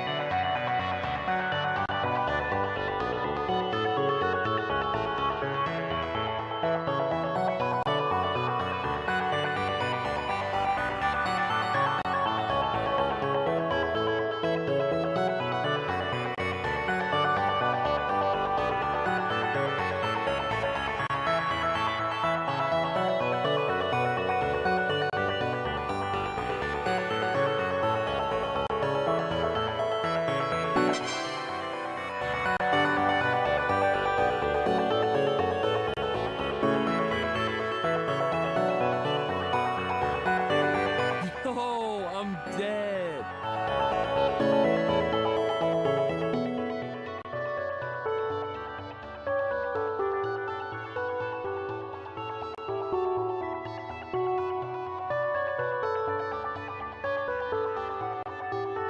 Audio Jungle.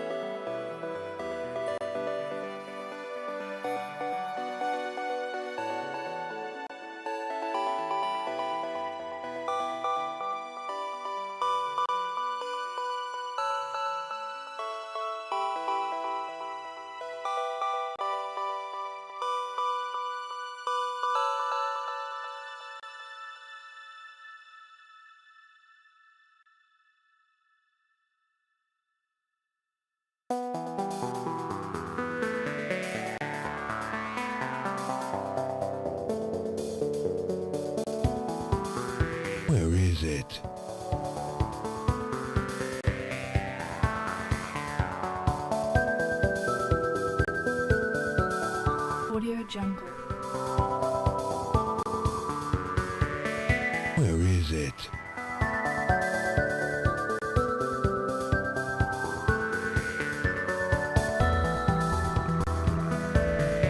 Where is it?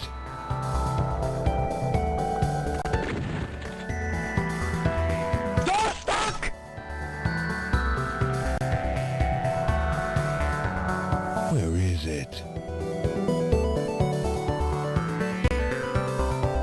Audio Jungle. Where is it?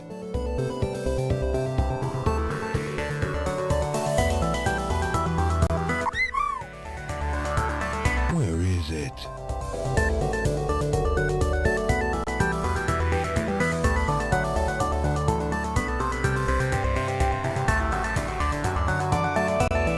Where is it?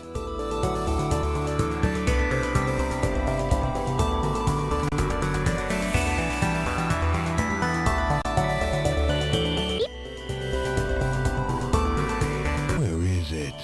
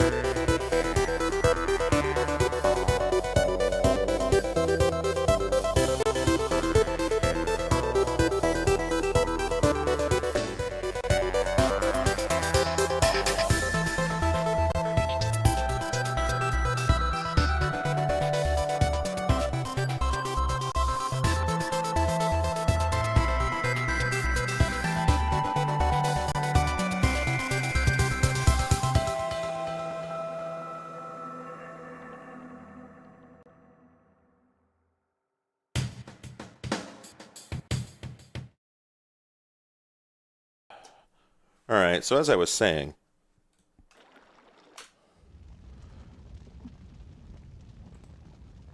oh, right, yeah, I guess this is where the save would be, which isn't really a bad thing anyway, because it means I can go do the last thing I hadn't done, so.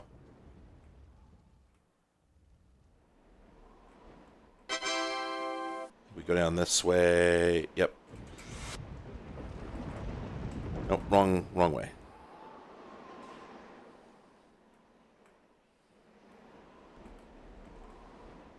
Oh boy, yeah, because I can remember where the hell the exit was, definitely.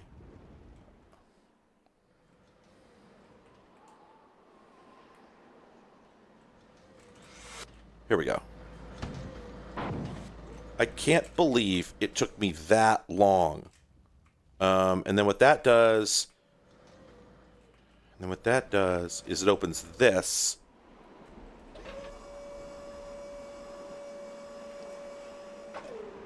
Okay, and then some stuff spawns, and then let's go and do this thing that I didn't get to do the first time around.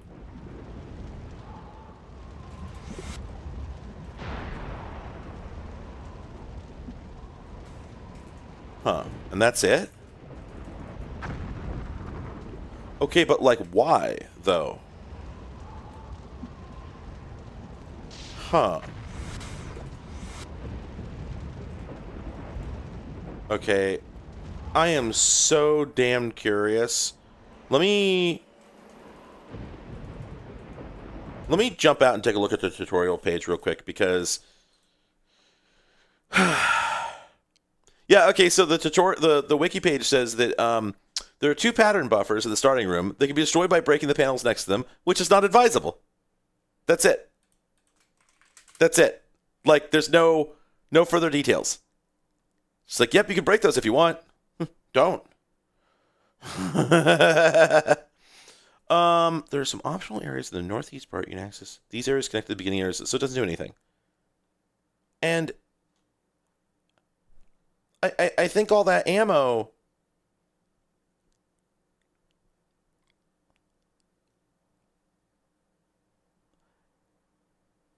Yeah, there's no mention of it.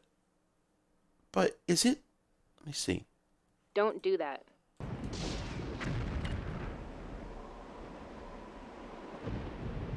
Yeah, there's no way to get there. All that ammo I saw hidden earlier, you just can't have that. Huh. Well, okay. Oh, by the way, the update on is that dinner probably very soon, and I'm probably just gonna break for that and call it good for the night.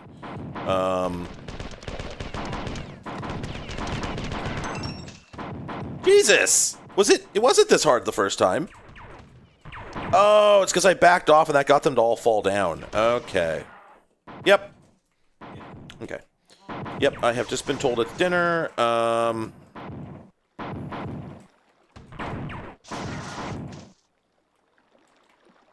back to the starting room here. You know, this is not the starting room.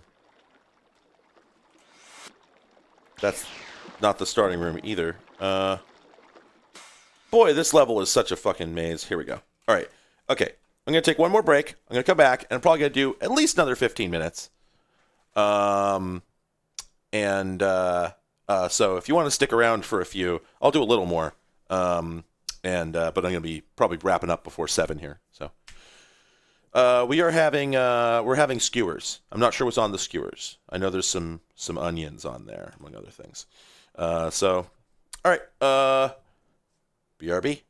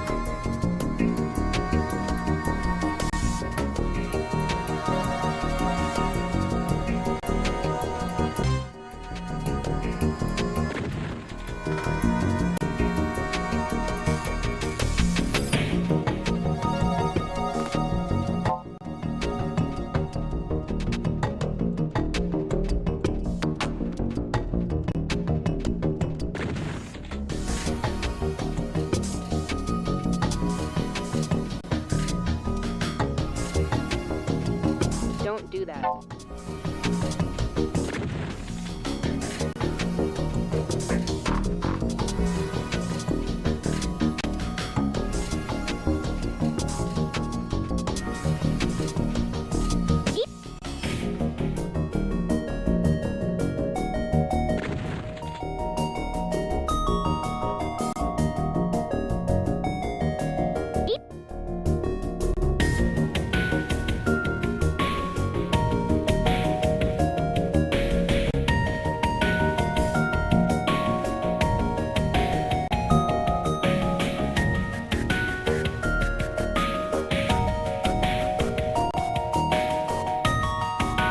Audio Jungle.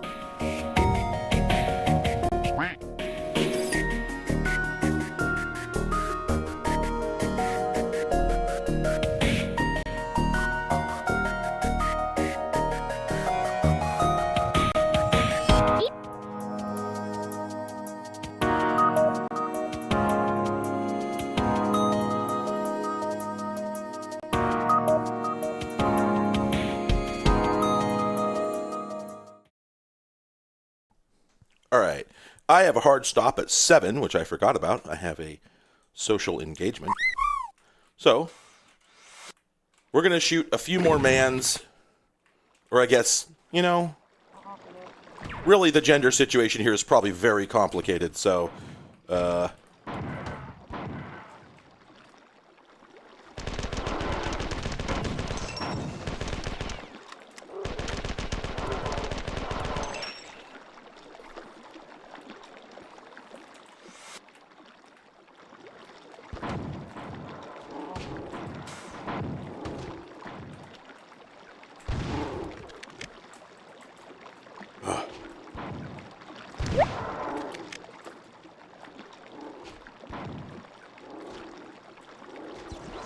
whoa. Oh, I guess they attacked that thing until it exploded. And then that killed the guy who attacked it. Very good. Video games. All right. Oh boy. Okay, we saved.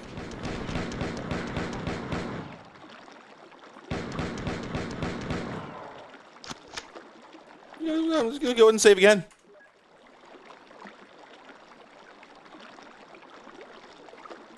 Yeah, the Sift honks are a pretty good soundboard item, I feel like.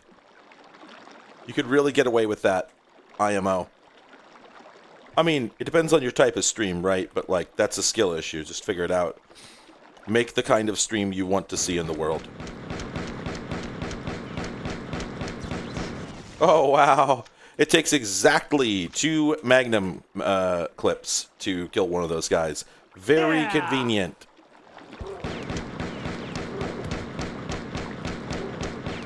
Which means I have blown it.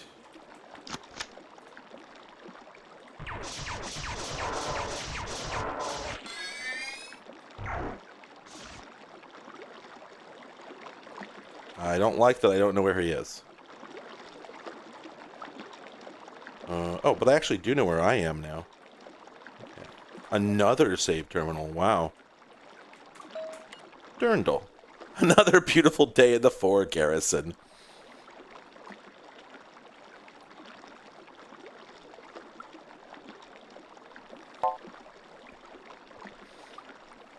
Wow. They didn't feel they could say fuck.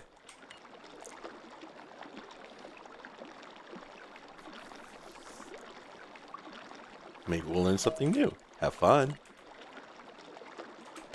I will go to Quarks, and I will have fun.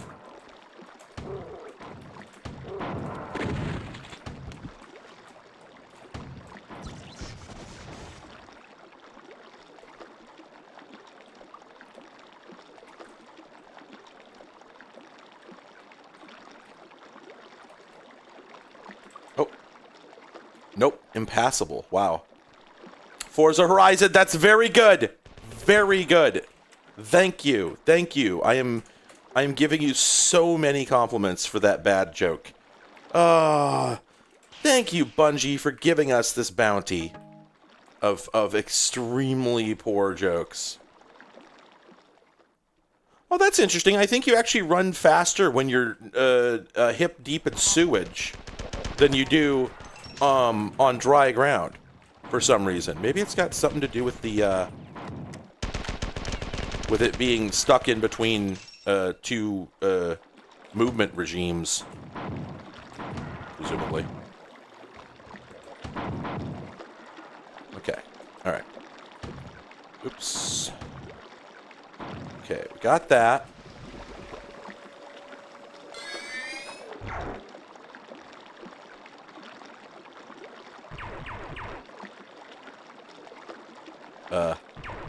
There is a fellow over there. There we go. Got his ass. Weird. All right. I think we just... Yeah.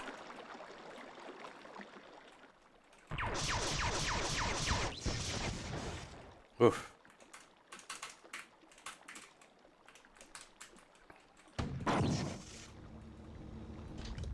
Well, I'm glad that worked. Though... Oh, I think there's 3 of these, aren't there? And I just got 1. That seems really likely. Okay. Let's look for the others then. Oh, god damn it. The fucking momentum.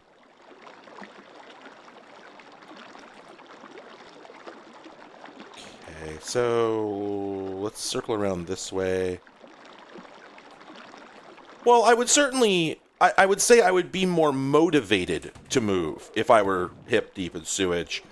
But, you know, the conflict between desire and capability here seems rich.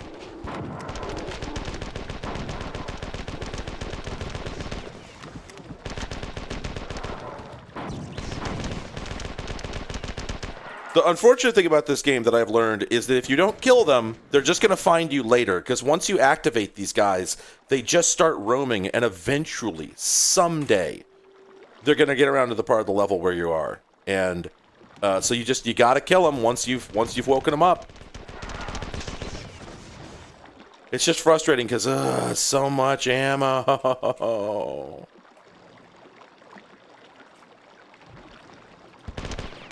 I wondered what that was that I saw up there. There we go. Oh. Hey, I like ammo. Now, can we just... Yes, we can. Okay. Now we're back inside. And if we circle around this way... And save. If you make any progress, you save. If you don't make progress, you save. You die, you save. Always be... Oh, shit!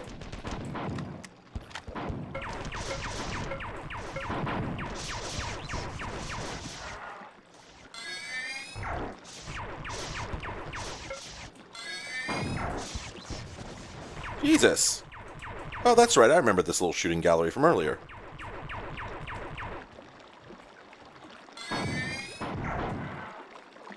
Miss. Should not have done that. I got really lucky that I didn't get hit by the back blast, but I should have. All right.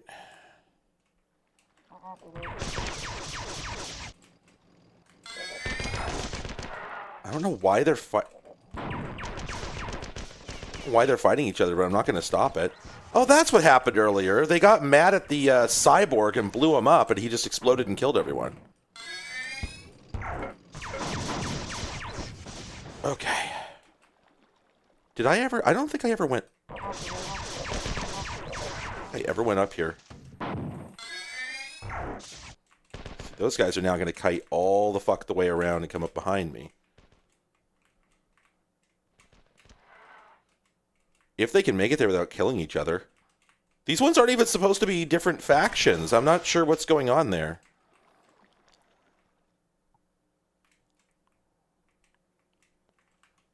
Yo.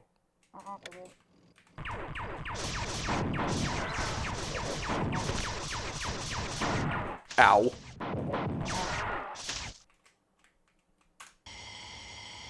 Air terminal, huh?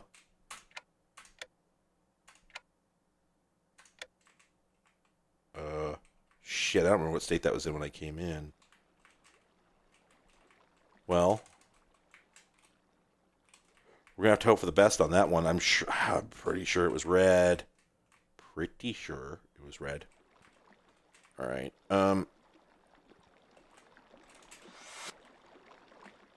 Well, not ideal, but I'll save for good measure. The fucking Mac sound effect. Goddamn.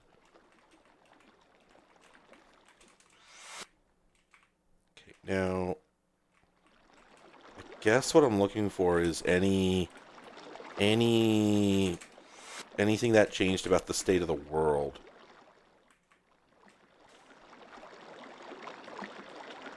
Okay, now that over there is a switch. I don't think that was lit up before.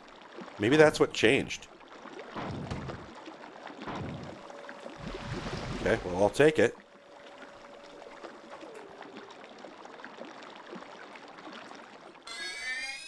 I was sure there'd be a guy here. Well. Oh. Well. Well.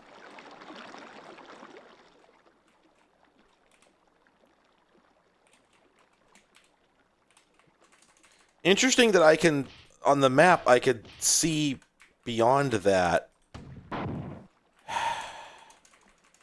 Oh, marathon. Okay, we don't have much time left, so I'm just going to check real quick and see what the... Oh, God. The overhead map of this game sucks. Like, it's a rough situation.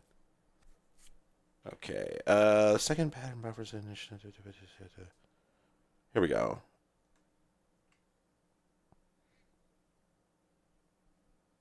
Okay, we're supposed to destroy 2 fail-safe switches. One is found just to the northwest at map location A1. Okay, that is there. Follow the core, hit the button now. Go back across this. There's another button. There's another pillar. Okay, so this is the end of the level in front of me. And, okay, apparently in the outer moat, there's a shotgun and some ammo. 2x shield regenerator, which I found already.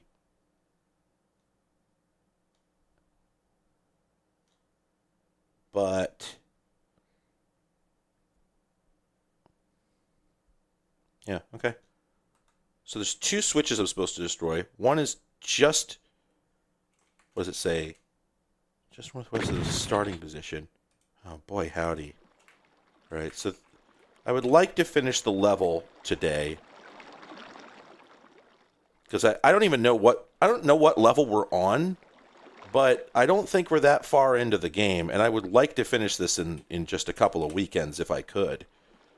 Okay, so let me see. So A1 is, so there's that. So A1 is right over there. So we want to go, whoops, we want to go this way. Oh boy, I don't know that I would have found this. Oh my god, I'm gonna die now, aren't I? Oh, okay, so I actually... Oh, I destroyed one of the switches. We're good, actually. We could just leave. Because now I remember, if that... I did blow up something that looked like that earlier. So I already did one of the tasks, so if I just head for the exit, it should be open now. Well... Don't do that. Well,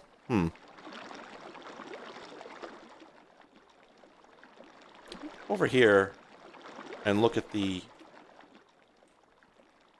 Where is it? Oh, okay, yeah. So that was that's what I was seeing was that's why I could see this from the other side. Yeah, 'cause there's 3 doors in a row. So that's the exit terminal. But I thought, so there's 3? There's 3 targets in this level, but I thought he just said 2. Man, I need to not die. That would suck so much. I don't want to redo this. I guess I did save not too long ago.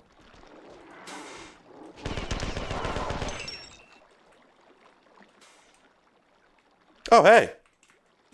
There it is. Oh. You know... I am tempted, though, before I leave the level, to go seek out that 2x shield recharger and use it. Because, let me think, where is the closest save?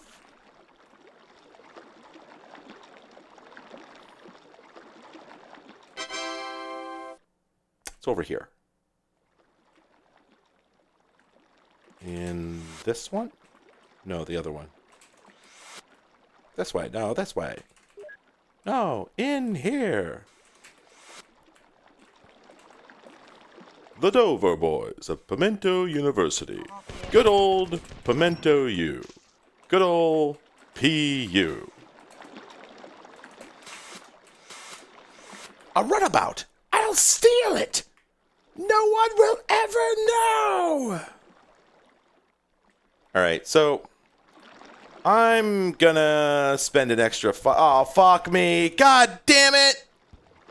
How are they still alive? I killed fucking everything out here. This video game. I am gonna seek out that shield recharger, which I think is right there.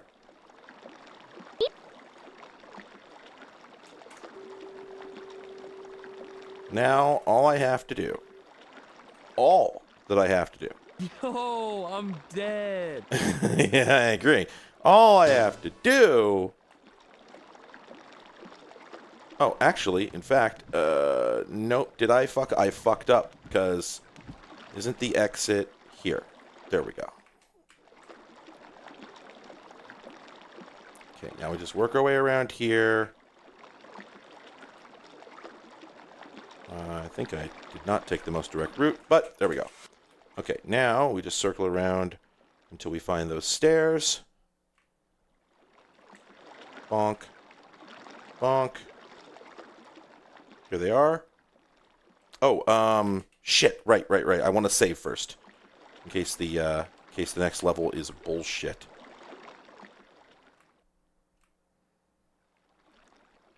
It's probably a quicker way to get here, but this is the one I knew. Yo. Hit it twice. Okay, here we go again now.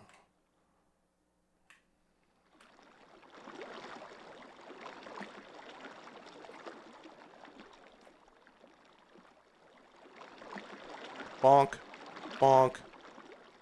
There it is, Dindle. The Ford computer was not truly self-aware and contained no information of value to us. Their programmers must be incompetent. I downloaded the machine and then eradicated it. Excellent. Shoop. Oh, we get that good art.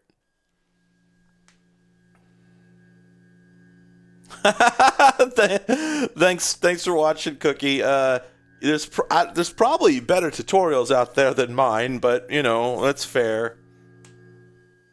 This game's pretty cool.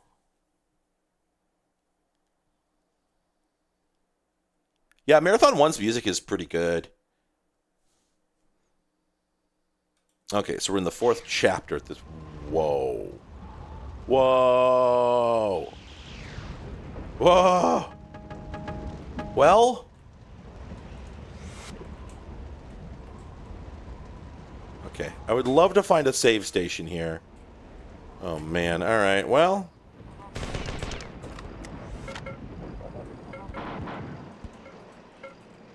That was not the play. Do I have to kill them? Is that the situation? No. Okay, well.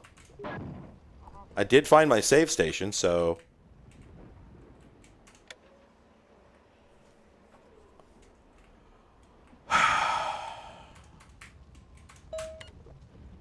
Citadel of Antiquity.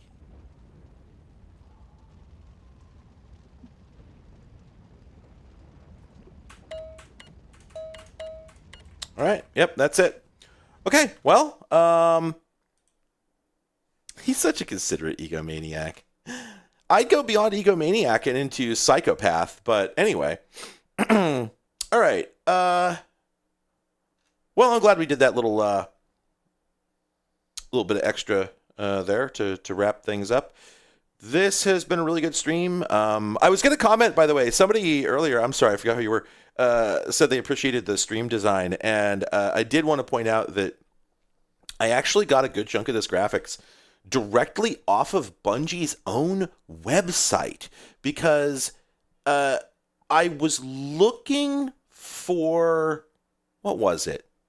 Oh, that's right. I was looking for source images to use for a shit post the other day. Where's the shit post? Not that one. Not that one. This one. That's right. I never exported it. Here, let me... Because Marathon Season 2 came out, the new game, and they put out this really good summary of how the previous season had gone. It was just like real... It was a real hardcore... real hardcore bit of graphic design they did for this little wrap-up. And I was inspired... 3 donation. Marathon. 3 donation. Marathon. Thank you. I was inspired to make this picture, which is not very good, but, well, I mean, when you know how to use Photoshop and ideas in your head, you sort of don't have a choice, right? But yeah, apparently in the first season of Marathon, people killed, hang on a second, 1 billion? I think that's 1 billion. That's 1 billion UESC robots. So, I should have edited it. I should have edited. Here's the thing. Not only, I appreciate, I'm glad you like this shirt. I cannot possibly ever produce this due to the copyright issues involved. But even if I was going to, I would first have to turn the Born to Die text into something more contextually appropriate. So, anyway, but yeah, so I in order to get source images for this dumb shit post, I went to Bungie's website for the Marathon press kit, and it turns out you can get a lot of really good images off the press page for a video game. Who knew, right? And one of the things they had in there was a whole collection of stream templates, and I'm like, okay, I'm not using all of these, definitely, and I didn't. None of the stuff that I used was for this stream layout was stock, but I did get like the text that's the text that's surrounding the screen and the Marathon logo, that's all chopped up for one of their default stream templates. And then the the getting started animation, that's stock, but I did elaborate on it a little bit. I added my own custom chat over it, and I put a background on it and stuff like that. But yeah, I don't know. Like, I know it's like a very just sort of normal business thing for them to make that sort of stuff because they want people to stream the game, so they're trying to encourage that. At the same time, the idea of just using it completely unmodified, just like throwing that on your stream, calling it good, is in a sense kind of a power move to me. But also, yeah, I can't picture doing that. So anyway, Press Kit Simulator 2026. Also, I will tell you that the text that you see for the now playing, that is the KH interference font, which I ripped off of Bungie's website and converted to a TTF.